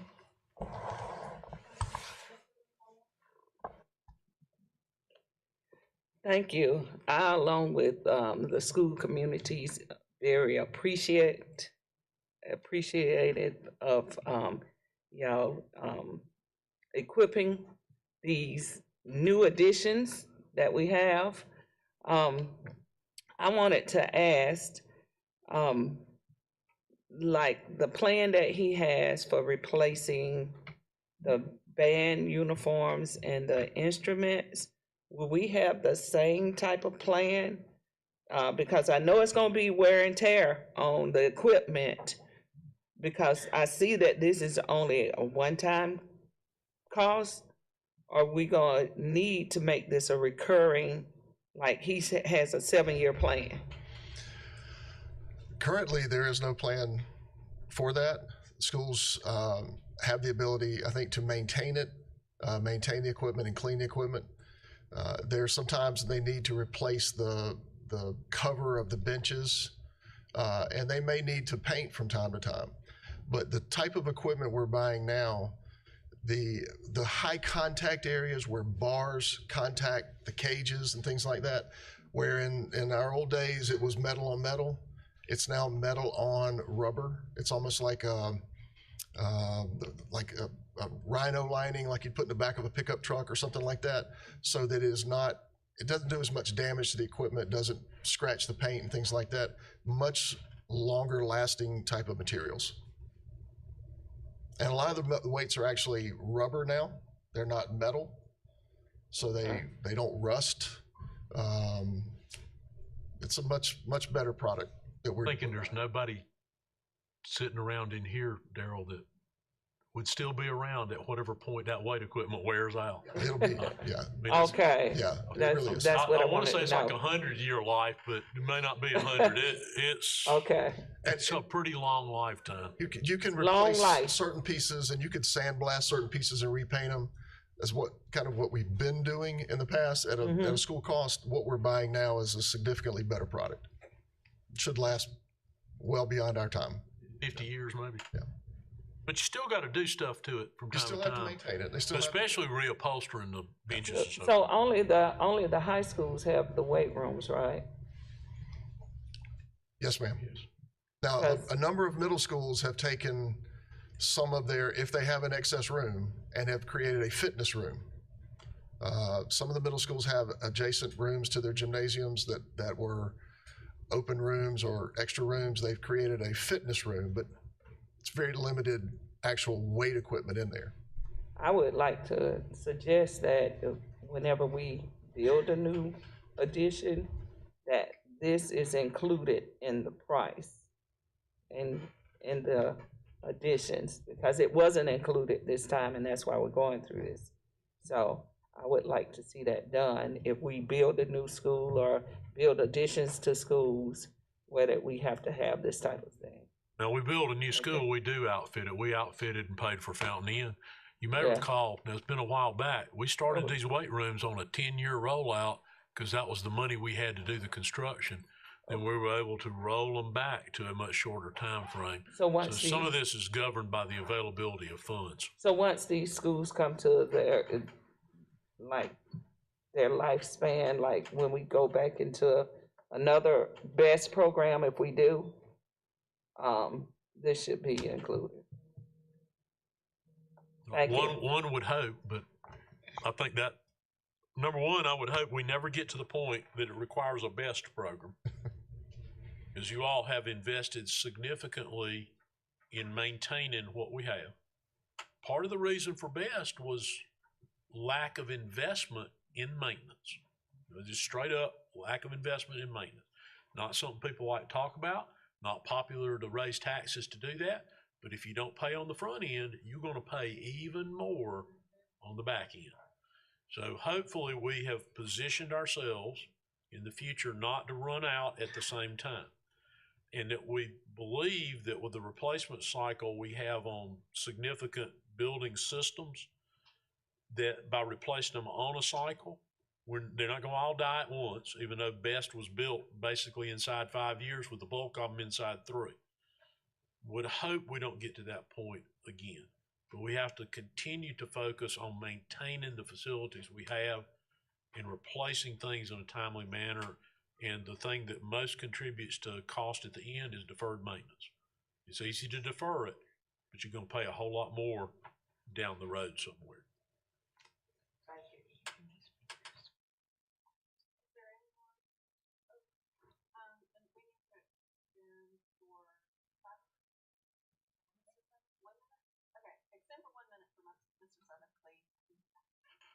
Our weight rooms, are they free weights or are they machines? They're predominantly free weights. We don't have squat racks that are bench press racks that are machines. I'm sorry? Our squat racks and our bench press machines are they free weights? They're free weights, yes, sir. Why don't we do some machines? It's a lot safer. We don't need a spotter. Well, schools may have a choice to do that. Oh, okay. They have a choice to do that, yes, sir. So they can do that? They can do that, yes, sir. I think most of you strength training coaches now prefer free weights. They do. No. Most of it now is for machines. If you've ever been to Gold's Gym, you'll find that true.